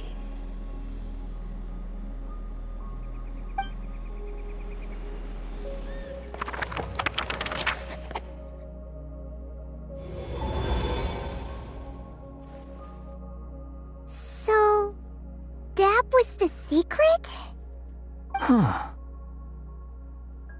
You still don't get it? Simulanga Durin and Tevat Durin share a special kind of connection. Their fates are mirror images of one another. While they were in two separate worlds, there may have been some mutual influence, but their fates were independent. But when Simulanga Durin came to Tevat, a version of his fate already existed there.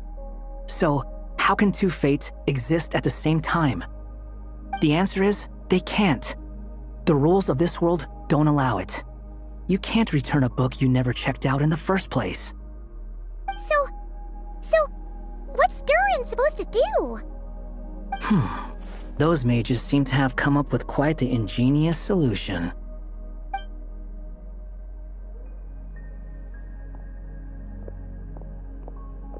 I'm here to make a return.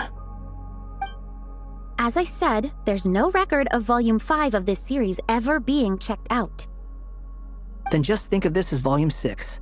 Based on what I know, the author was planning on publishing another volume anyway. The catalog does have a slot reserved for Volume 6. So, this is it? Sure, let's go with that. All you need to know is, I'll be the one writing this series from now on. You...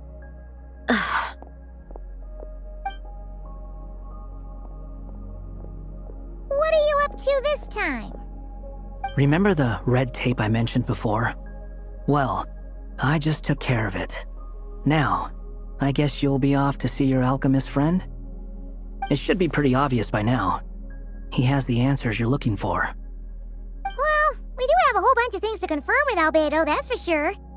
But didn't Jean say he'd be gone for quite a while? I'll join you. Just let me know when it's time to go. Hat guy? Don't sound so surprised. I'm part of this story too, aren't I? I'm just playing my role. Well, yeah.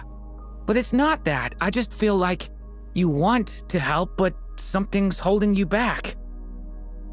When I first realized you were being forgotten by the world, I thought it might be because you spent too much time with me.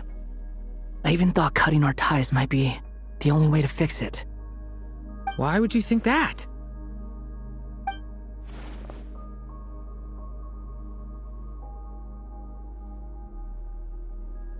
It doesn't matter now. Judging from the answer this book has given us, I was probably overthinking it.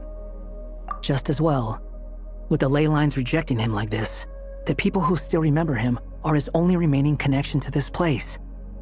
If that last fragile tie was broken, who can say what devastation his unbound body might unleash? And to think I'm one of the people keeping you here, instrumental in helping change your fate. Can't say I saw it coming. Well, if it's good enough for Hat Guy, it's good enough for me. After all, he is about as odd as humans get. Excuse me? With some people, even if you try asking a simple question, they'll always give you a complicated answer.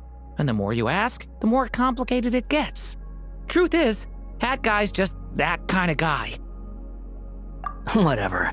All I needed was a yes or no, so we can quit it with all the back and forth.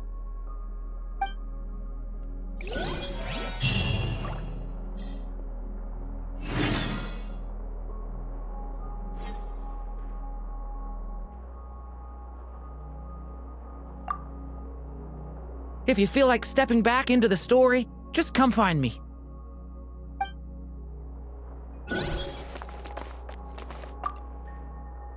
I'm sticking around for the next few days. So, when it's time to go, you know where to find me.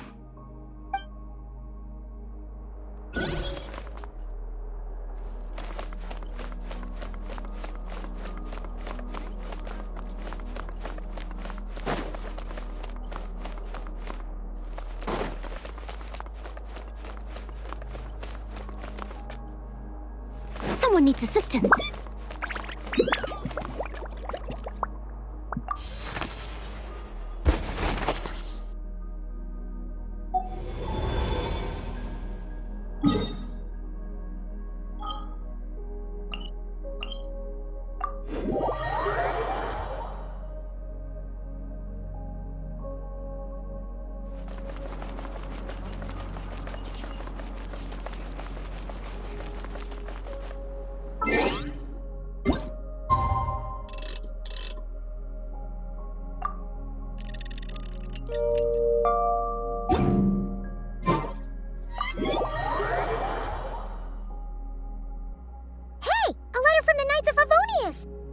Rubedo's back, and he's waiting for us on Dragonspine.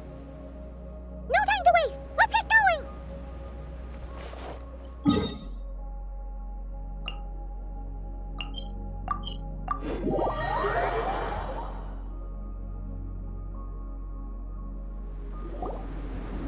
So this is the other Durin, huh?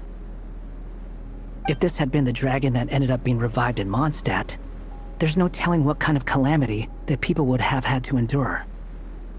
So, if you think about it like that, Durin's actually a hero. No, I'm just a little envious, that's all. Not everyone gets a chance to be a hero. Actually, most of the credit belongs to Rubedo. Then again, barely anyone even remembers you at this point. So I guess there's not much left to envy. Oh, so you three still remember Durin.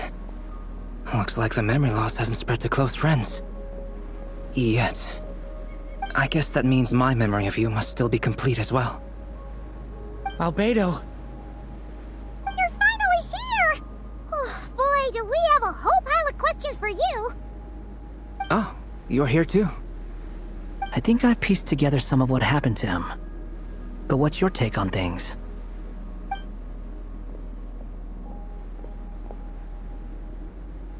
Master Jean filled me in on what happened, and I've got a few theories.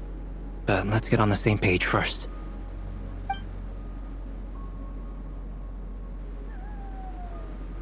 Well, physically, he's doing fine. His body is holding the abyssal power at bay. And there's nothing whatsoever to indicate any risk of collapse. So, from an alchemy point of view, there's nothing wrong with him? The issue isn't so much that the abyssal power within him has gotten out of control. It's that the connection between his will and body is fading. If he ends up losing his conscious will, his body will fall back on its biological instincts. And that's when the abyssal power within it will take over. This book mentioned a witches' gathering. It seems like quite a few of these witches got themselves involved in Durin's case. Which brings me to my theory. Bringing Fairy Tale Durin into this world to replace the Durin on Dragonspine means using one Durin's fate to overwrite the others. But the power of alchemy alone would not be enough to pull off such a feat. It would have required the combined use of Miss Barbeloff's astrology, my teacher's alchemy, and Aunt Alice's magic. After learning of Miss Barbeloff's prophecy, Durin and I finally came up with a way to settle the Dragonspine Durin problem for good. And I took care of the alchemy side of things, which, looking back on it, seems to have been a part of their plan all along. So now, there's only one thing missing. As for the fate theory our friend in the hat just mentioned, I still can't figure out how any kind of magic could possibly influence the fate of Tevat. But I'm certain that the answer lies within this book. So, the reason Alice had us complete this book was to make that magic possible? A form of magic powerful enough to rewrite fate itself. Well, we've no time to lose. I just need to take a look at the book. The next part of the story most likely relates to me, so the memory that unlocks it must be connected to me too. Huh? The giant tree was home to a broken branch, the shape of its splintered arm aligning perfectly with the branch that had burst forth from the castle walls. Join yourself to that broken bough, for there you may take root at last, and henceforth bask in the sun and rain of the world beyond the castle. But first, fetch the stickiest clay and let it bind the scar of the break. I see.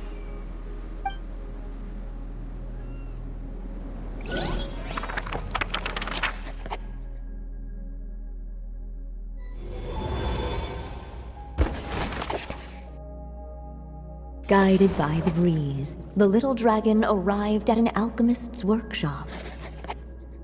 There he was greeted by a clay figure, a child molded by the Sage Witch's hands.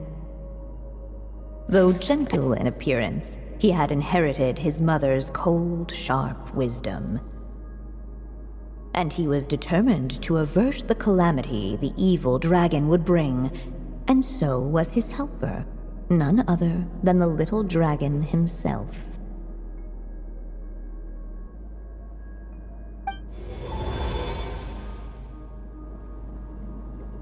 What is this place? It looks like it's modeled after an alchemist's workshop. Or rather, a cliched stereotype of one. Albedo? Hold on. Why do I look like this? Oh, yeah! We forgot to tell you. Basically, the characters in the story are reflections of how Durin sees them.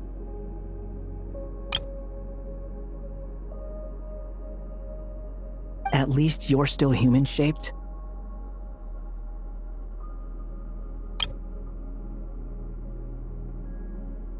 Well, since Cat Guy has taken on a different appearance too, that must mean the two of us are both characters in the story.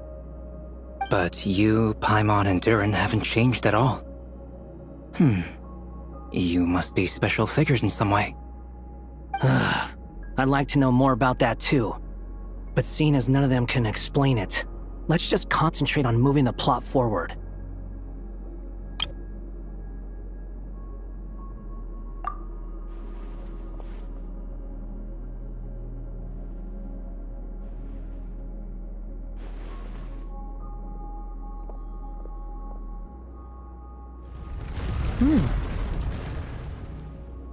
And just like that, the group stumbled upon a hidden passageway.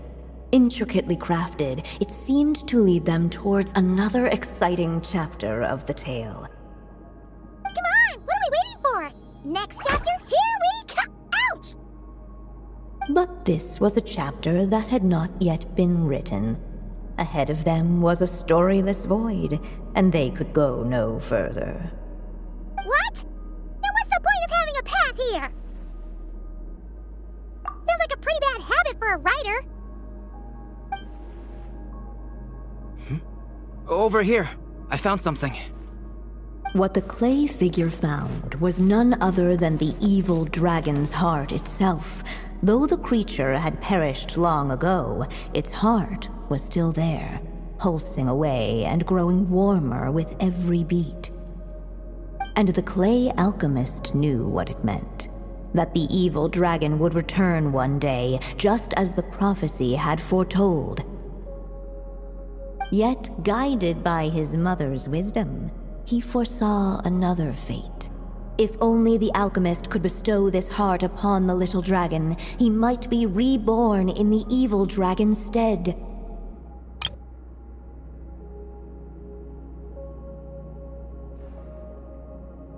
Only then would the evil dragon's heart grow still, and the little one inherit its tale. Sounds like this chapter's about Albedo bringing me to life? If that really was the solution, though, this would have been over the minute I finished the transmutation. So why is Durin still being forgotten? There has to be some other reason. Yeah, I'd like to explore the area a bit more.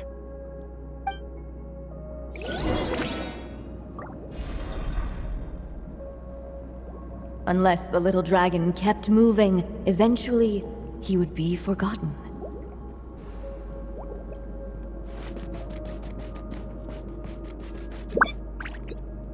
Returning to the castle. I just never thought crossing over into a new world would create so much trouble. All I wanted was to make some friends.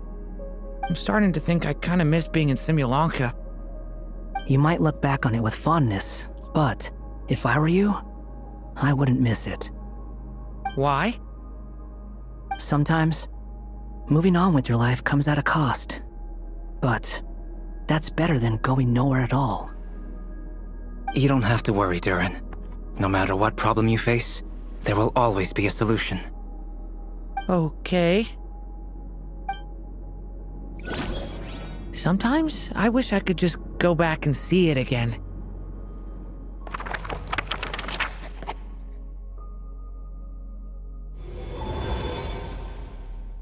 As the little dragon slipped back inside the castle's walls, the clamor of the outside world fell away. There was no danger here, no problems for the little dragon to resolve. As soon as his mother finished her story, it was time for the child to drift off into the world of dreams. And so the story ended, with the little dragon fast asleep in his castle, just like he had never even hatched. What's going on? I feel so weak. Hey, what's happening? Durin, wake up! But this can't be how it ends. Durin promised to bring back everyone's memories. There's no way he'd accept an ending like this.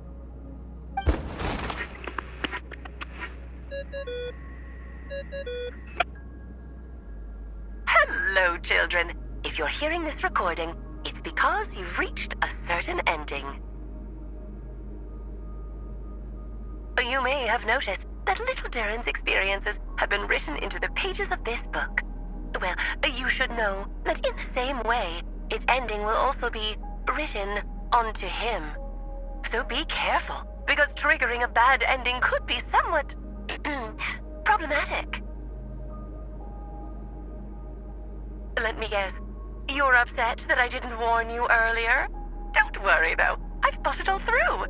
I built a very special feature into this book. just for you, the witnesses of this tale. So, go ahead. See if you can turn back the pages. If you're not happy with the ending you've reached, just flip back a few pages and let the tale unfold once more. Pretty incredible, huh? That's the power of magic.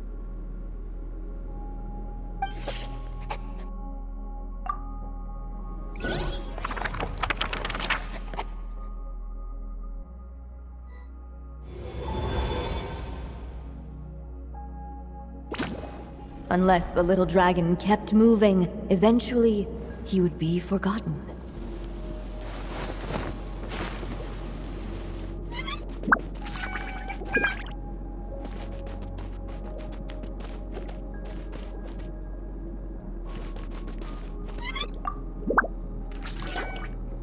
The evil dragon's heart continued to beat, as if waiting for the little dragon to accept it as his own. Looks like we have no choice but to get this done. Whatever happens next, Durin is going to need all of our help. Is everyone ready?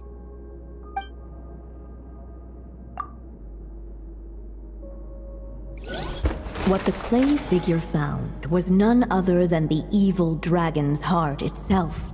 Though the creature had perished long ago, its heart was still there, pulsing away and growing warmer with every beat.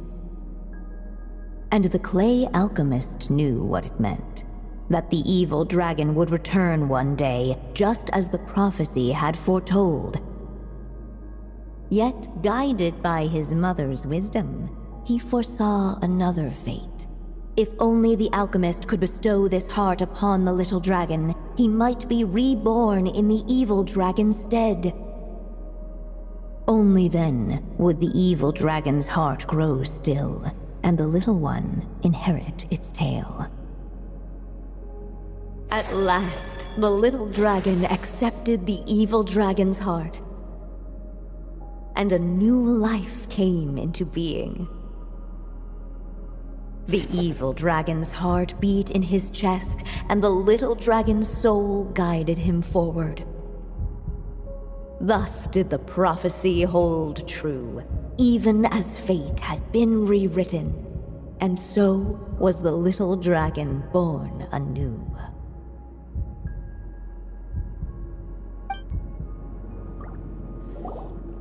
Finally! A happy ending! That must be the last step, right? Woohoo! We completed the story!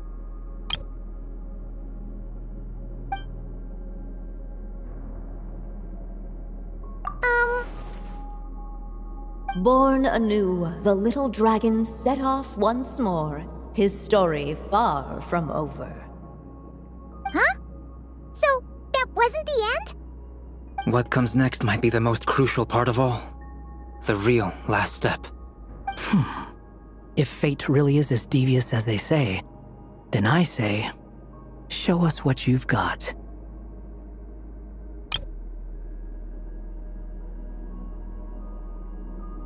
Wow! You're all so serious all of a sudden.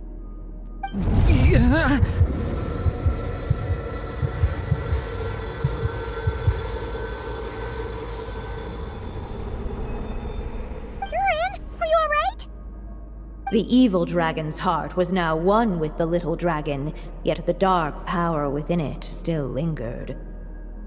Would the little dragon dare to hold this power back, or would he simply give in?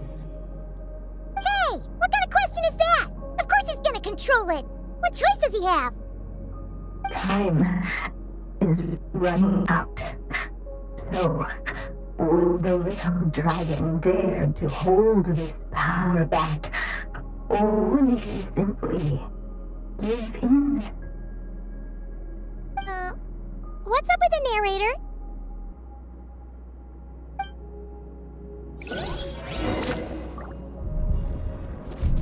Would he dare to hold this power back, or would he simply give in? The little dragon and his companions blank again.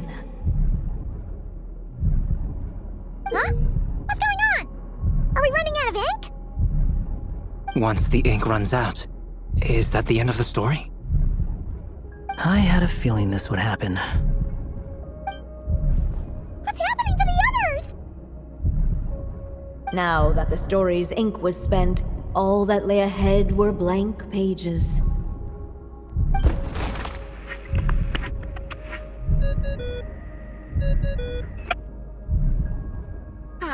Looks like you've discovered another possible ending. Do not lose hope. You just need to keep searching, for there are possibilities that only you can bring to life.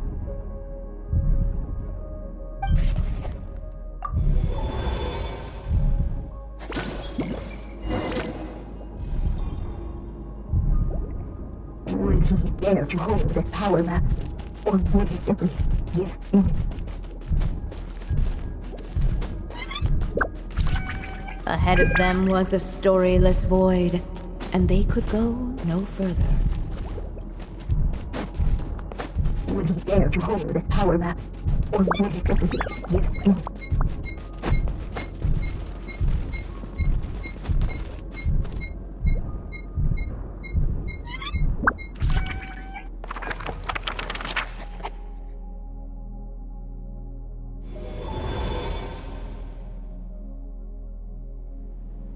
The little dragon was at an impasse, and the dark power within him surged like a tide.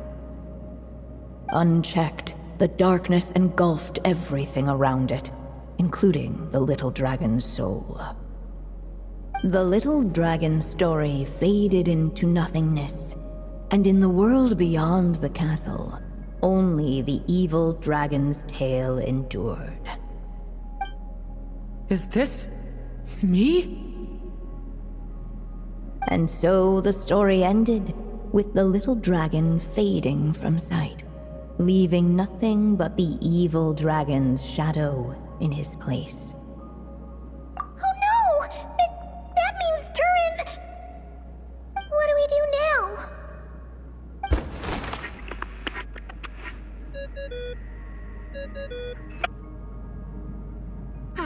Looks like you've discovered another possible ending.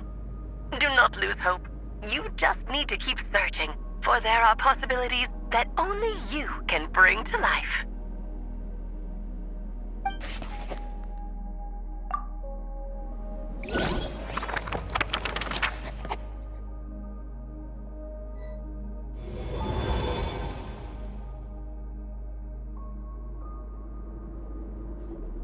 What's going on here?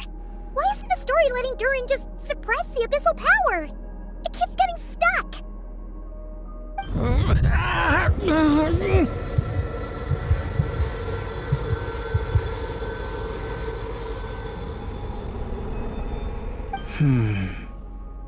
It seems the act of suppressing the power counts as an event in the story. In other words, we would need ink to write it in. So, what now? Did we use too much earlier? How are we supposed to write a happy ending with only this much left?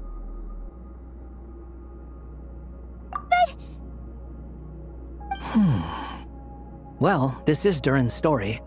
As long as he's alive and well, why should it end?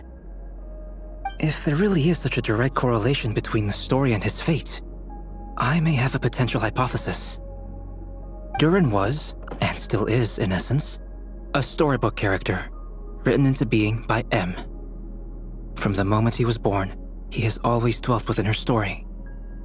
And I suspect that has remained the case, even after his arrival in Tevat. Reviving Durin in the evil dragon's place was an act of grafting this Durin story onto the latter's fate. In essence, that is how his fate was rewritten. But there is a fundamental difference between a being's story and its fate. As Miss Barbeloth reminded us, the fate of every living being in Tevat has been woven into the fabric of time. Its most natural path, therefore, is to proceed along its given track. But Durin's story, on the other hand... As Durin's connection to this world wore thin, not only have people started to forget him, he started to lose control of the abyssal power within. In other words, his story can't continue, because the author's ink is drying up. That's what it seems like to me. It would seem the little dragon had made a group of fine friends indeed. Save it. The question is, are you here to help him or stand in his way?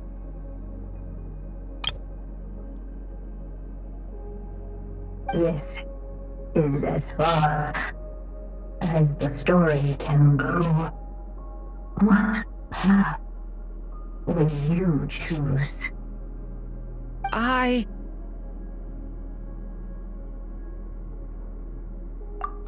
suppose the final decision is up to me. It's hard to believe I never actually left my mother's story. If that's true, I'd like to go there and see for myself.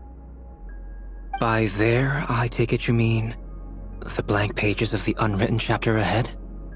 But we still don't even know how Alice's magic works. If Durin belongs inside the story, then going outside of it to some unwritten part, isn't it too risky? I'm not afraid. I second that. It would seem this is one answer you need to go seize for yourself. So be it. Whatever obstacles stand in your way, we'll tear them down together.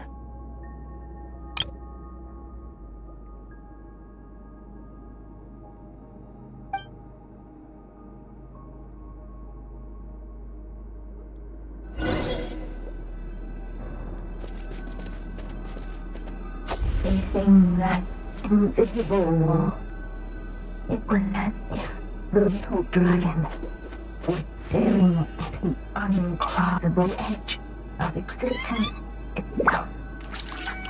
And all of a sudden, it began to fracture, as if struck by some transcendent will.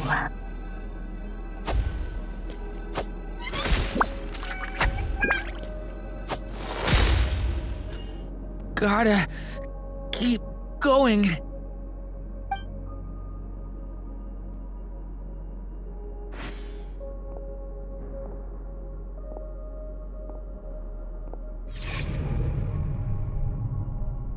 Ahead lies only a stormless void.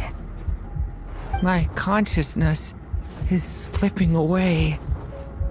Keep going, Durin. A pure soul is your essence, not an empty void. I feel so weak.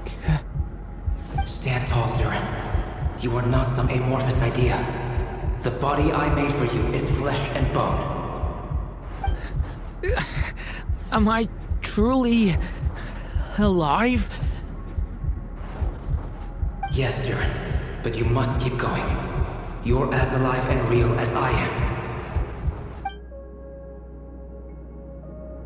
I can't feel a connection.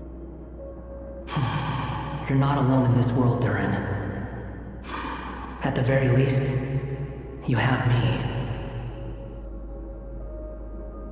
I can't remember anything. Who am I? Your name is Durin, and there are many who still remember it. My name is Durin. You're taking too long. Come on, Durin, run! In this world, fate waits for no one. Wait! Where am I meant to go? What am I supposed to do? Go. Make your wish come true, Durin. My wish?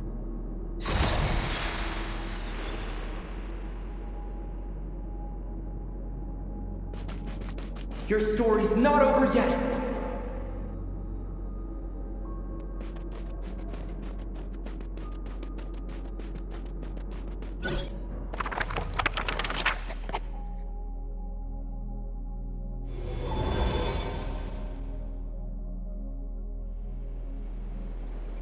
Silence, huh?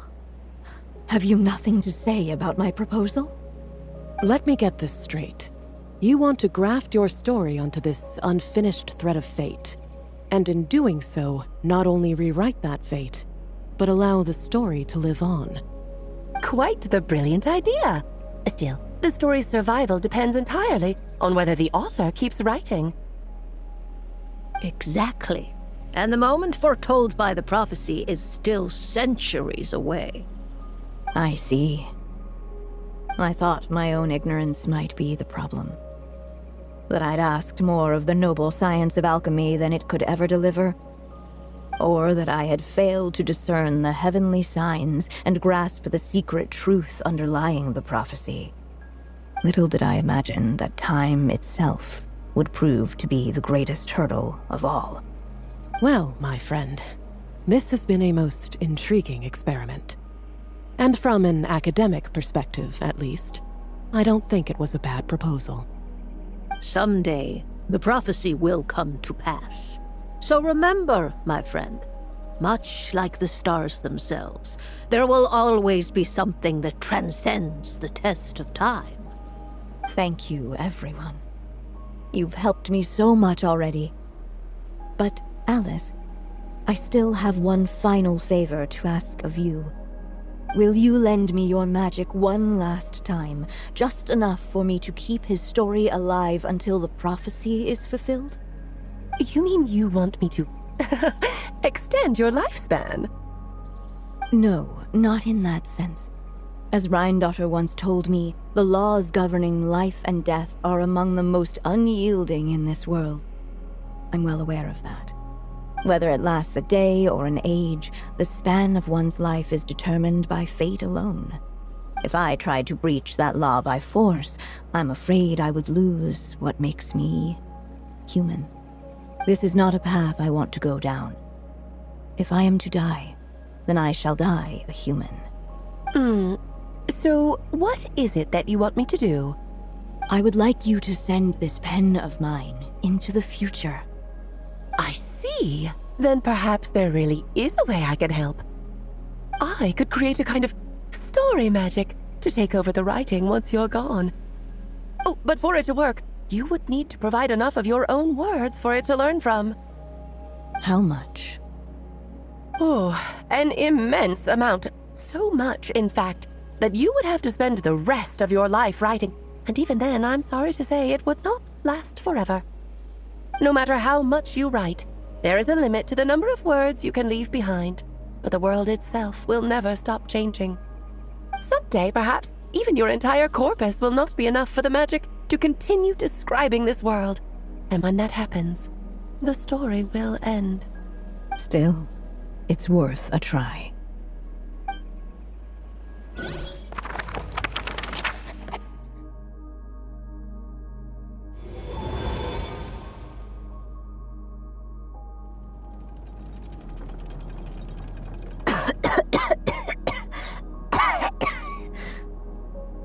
Oh, my dear Anya.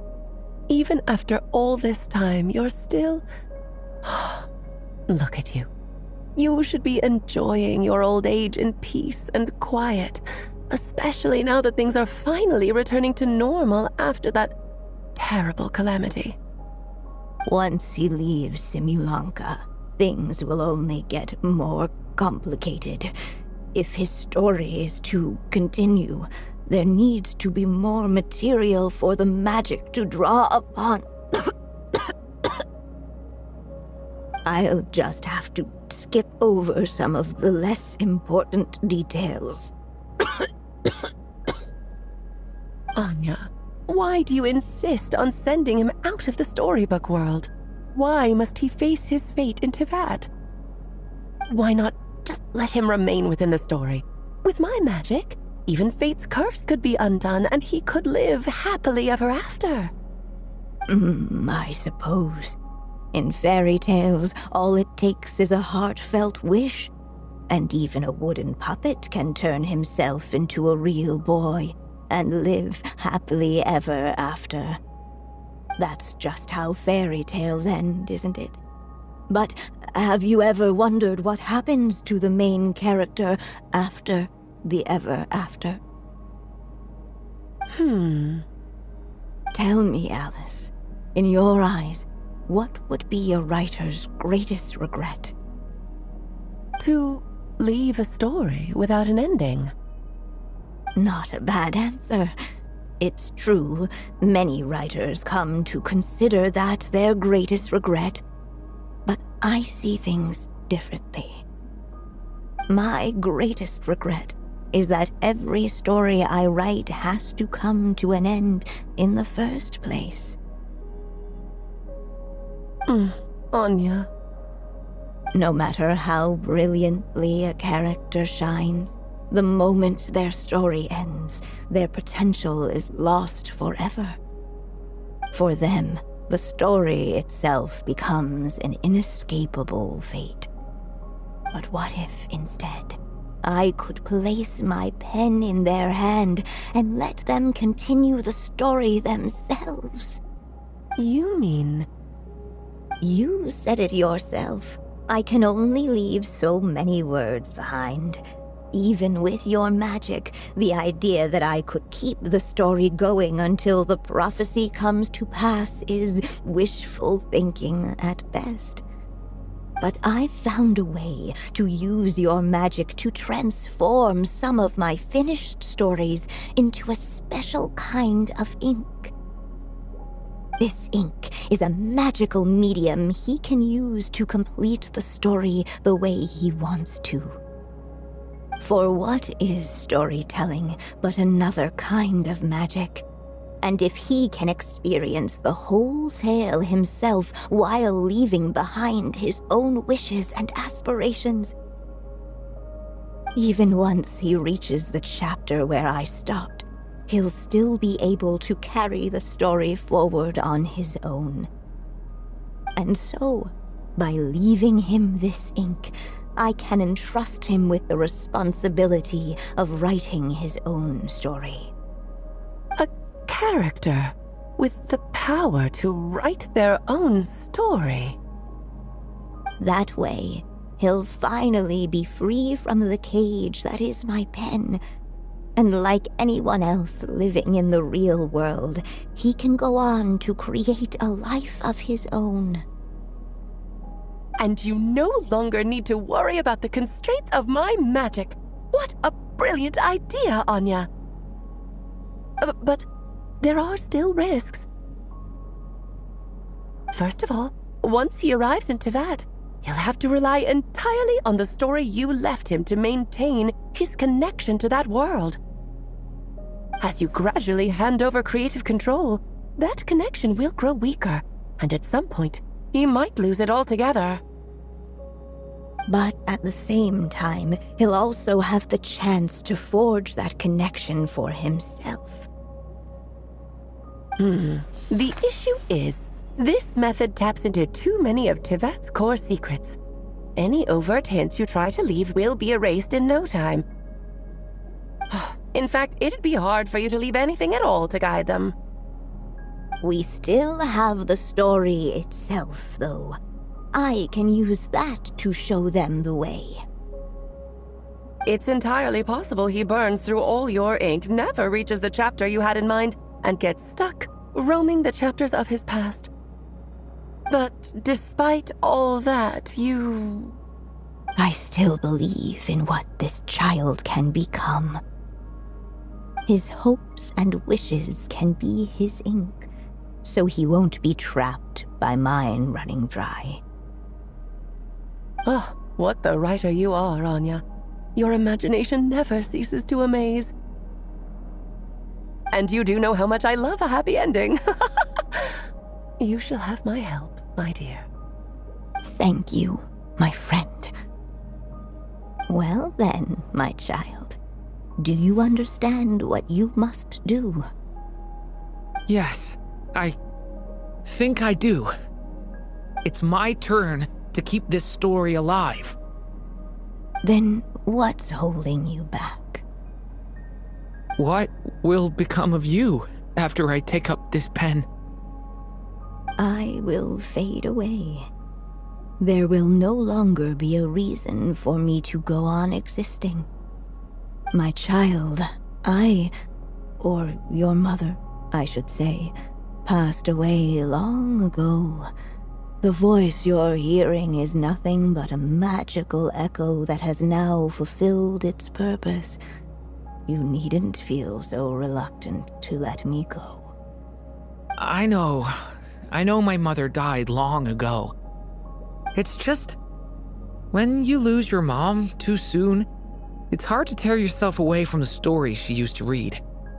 I guess it's a silly way of pretending she's still here, by your side. Durin. But after coming to this world and traveling it with my friends, facing all kinds of enemies together, I suddenly realized I couldn't just sit around listening to my mother's stories because I'd found a new purpose in life. Maybe this is just what growing up feels like. With all my new friends waiting, it's time I finally set aside my mother's storybook.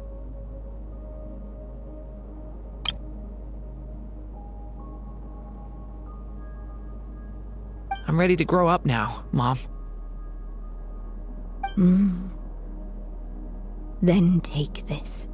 A gift I should have given you a long time ago. You've witnessed this story from the very beginning, made your wishes, offered your blessings, and even wrote your choices into its pages. From here on out, this pen is yours. Now I ask of you, the other pillar of this story, as both its reader and its witness, will you turn the page so the next chapter can begin?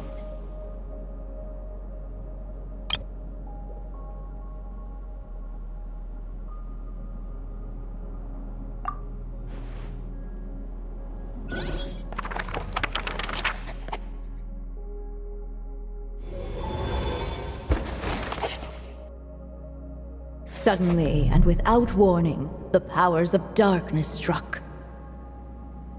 The question was, could the little dragon prevail? Alas, it was here that the story witch's tale had to end. But Durin's tale, on the other hand, had only just begun. Stepping into his mother's memories, he picked up her pen. And so the story that was ending began anew. He had made up his mind to challenge the fate that barred the way ahead.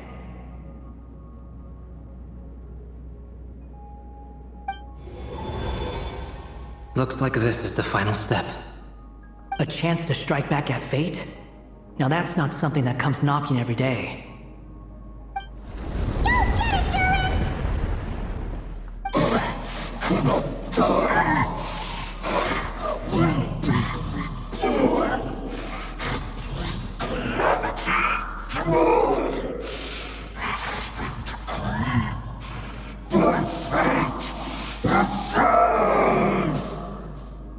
No, that fate no longer defines me.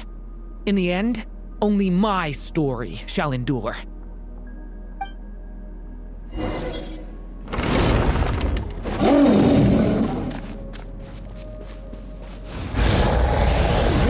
No dodging this one.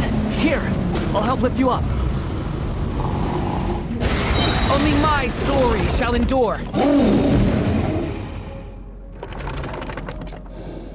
Your story's not over yet!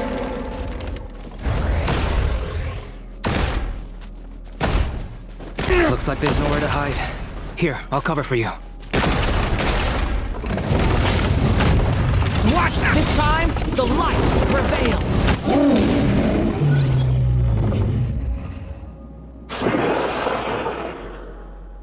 Thank you, Mom. And so it was that Durin defeated the darkness and rewrote his fate. But his story is far from over.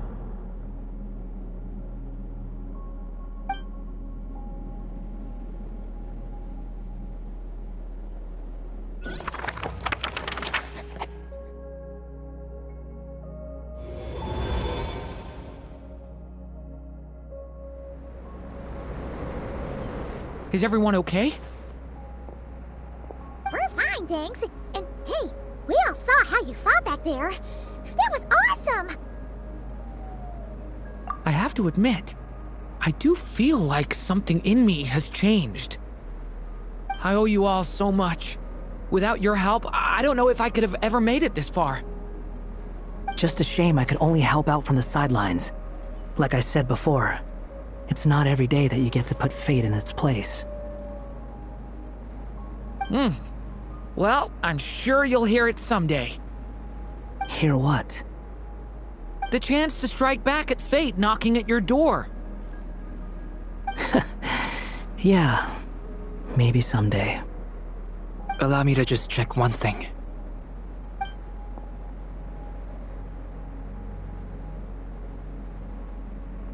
Yes.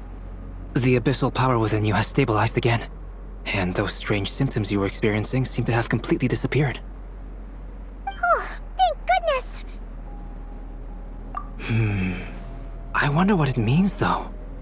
Aside from the principles of alchemy, what other law of this world governs his being? Look, it all turned out fine, so just leave it at that. Now that this one's out of danger, it's time for me to get out of here. You're leaving so soon? What, don't humans usually throw a party after something like this? A party? Do I look like that kind of guy?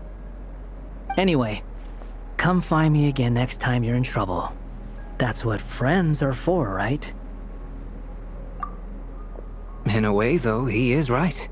This is Durin's moment to celebrate, not the time for academic discussions. Hey, I don't blame you for asking. And honestly, I'd be perfectly happy to talk about it. It's just, I wouldn't even know where to start. It's all right. I'm sure we'll get a chance at some point. After all, your story's only just begun. All right then. Traveler and Paimon, we'll part ways here. Given the extraordinary nature of the things we witnessed today, I need to make sure it's all recorded properly. Okay, see ya! So, it's party time next? Huh?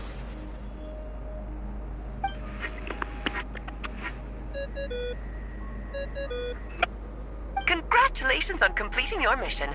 Now then, as per our agreement, it's about time you returned that book. She must have known the moment we finished! Just like she said she would. I've heard dressing appropriately is a must for socializing.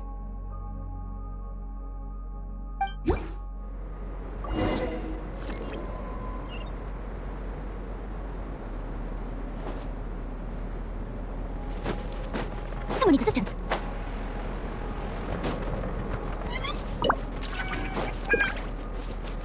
I'll catch up.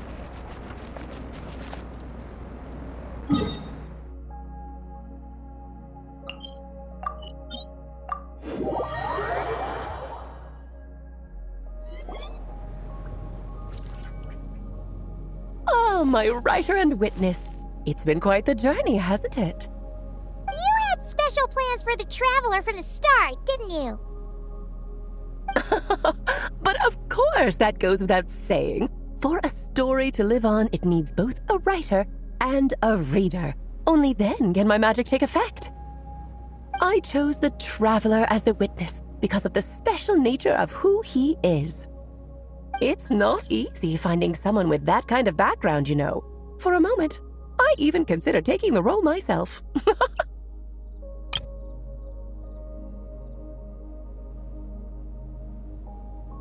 At least it made for an interesting story, right?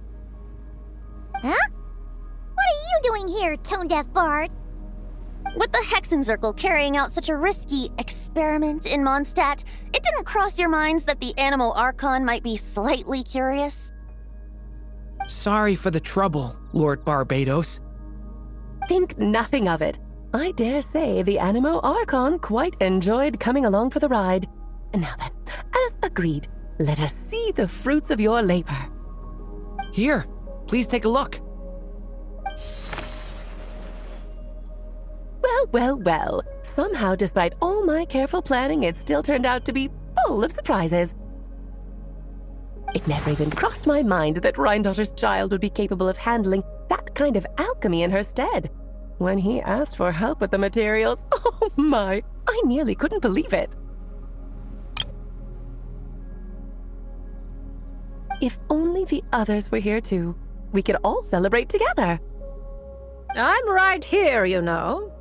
The only one who hasn't responded is the one busy stuffing her face over there. Is that you, Barbie? A little late to the party, don't you think? Come here, child. Let me take a closer look at you. All right, Aunt Seer Witch. Here I am.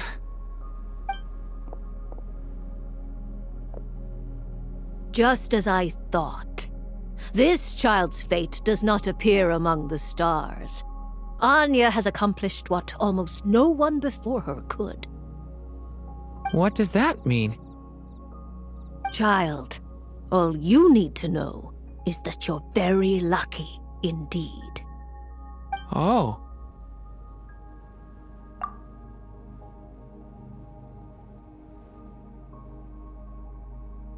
Just like how she was in the story, huh? Tell me, little Durin, what will you do next? I, for one, cannot wait to see how your story unfolds. Well, there's so much I want to do. I'm not even sure where to begin. How about settling your most recent regret?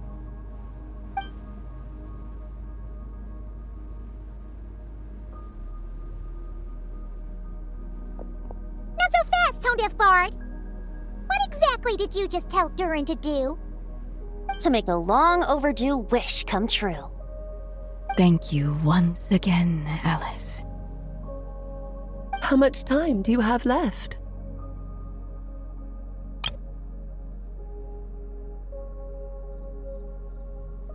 I believe these should be my final moments. Just enough time to say goodbye to my dearest friend. This feels like having to say our final goodbyes all over again. I don't like it. Not one bit.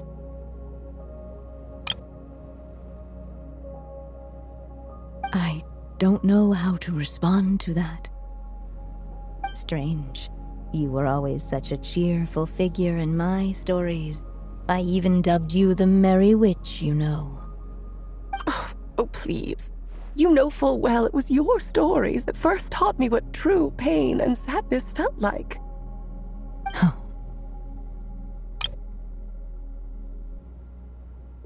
Aside from saying goodbye to me, shouldn't you also leave a few words for the child?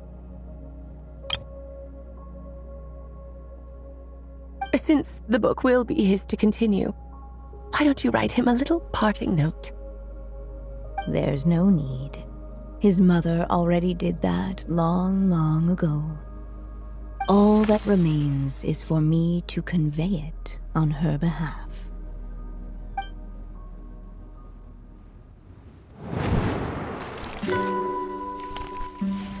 My child, these may be the last words I get to leave you. I've always thought of the characters in my stories as my children, loving each one of them, just like a mother would.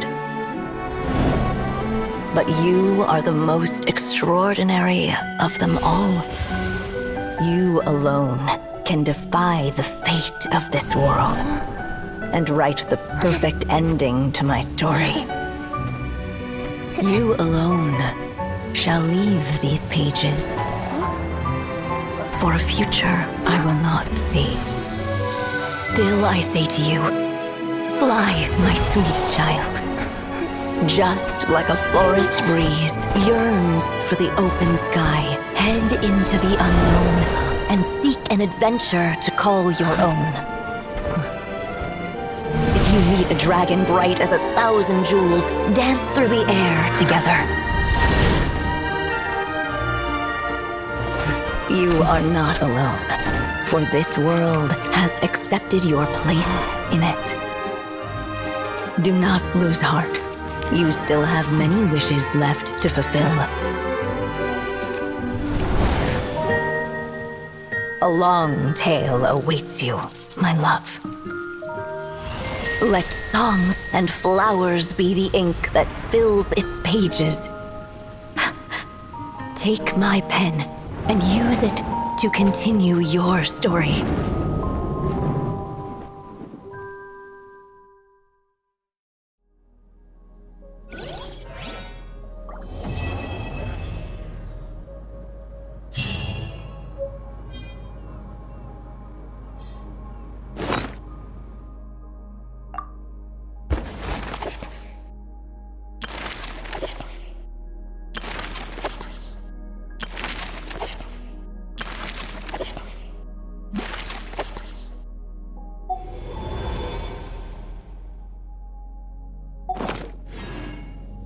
Leave it to me. All of it. Whatever it is. What exactly is it? I didn't quite catch your request. There you go. Your very own copy of the book. We wouldn't want one of the story's key witnesses to leave empty-handed now, would we? Of course, this copy isn't magical in the same way, but rest assured, all the twists and turns are still there.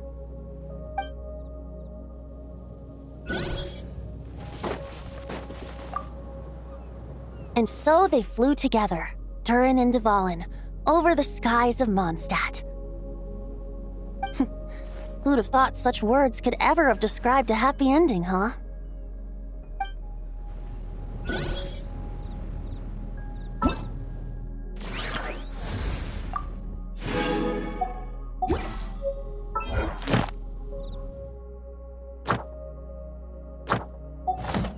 You seem tired. Would you like some tea?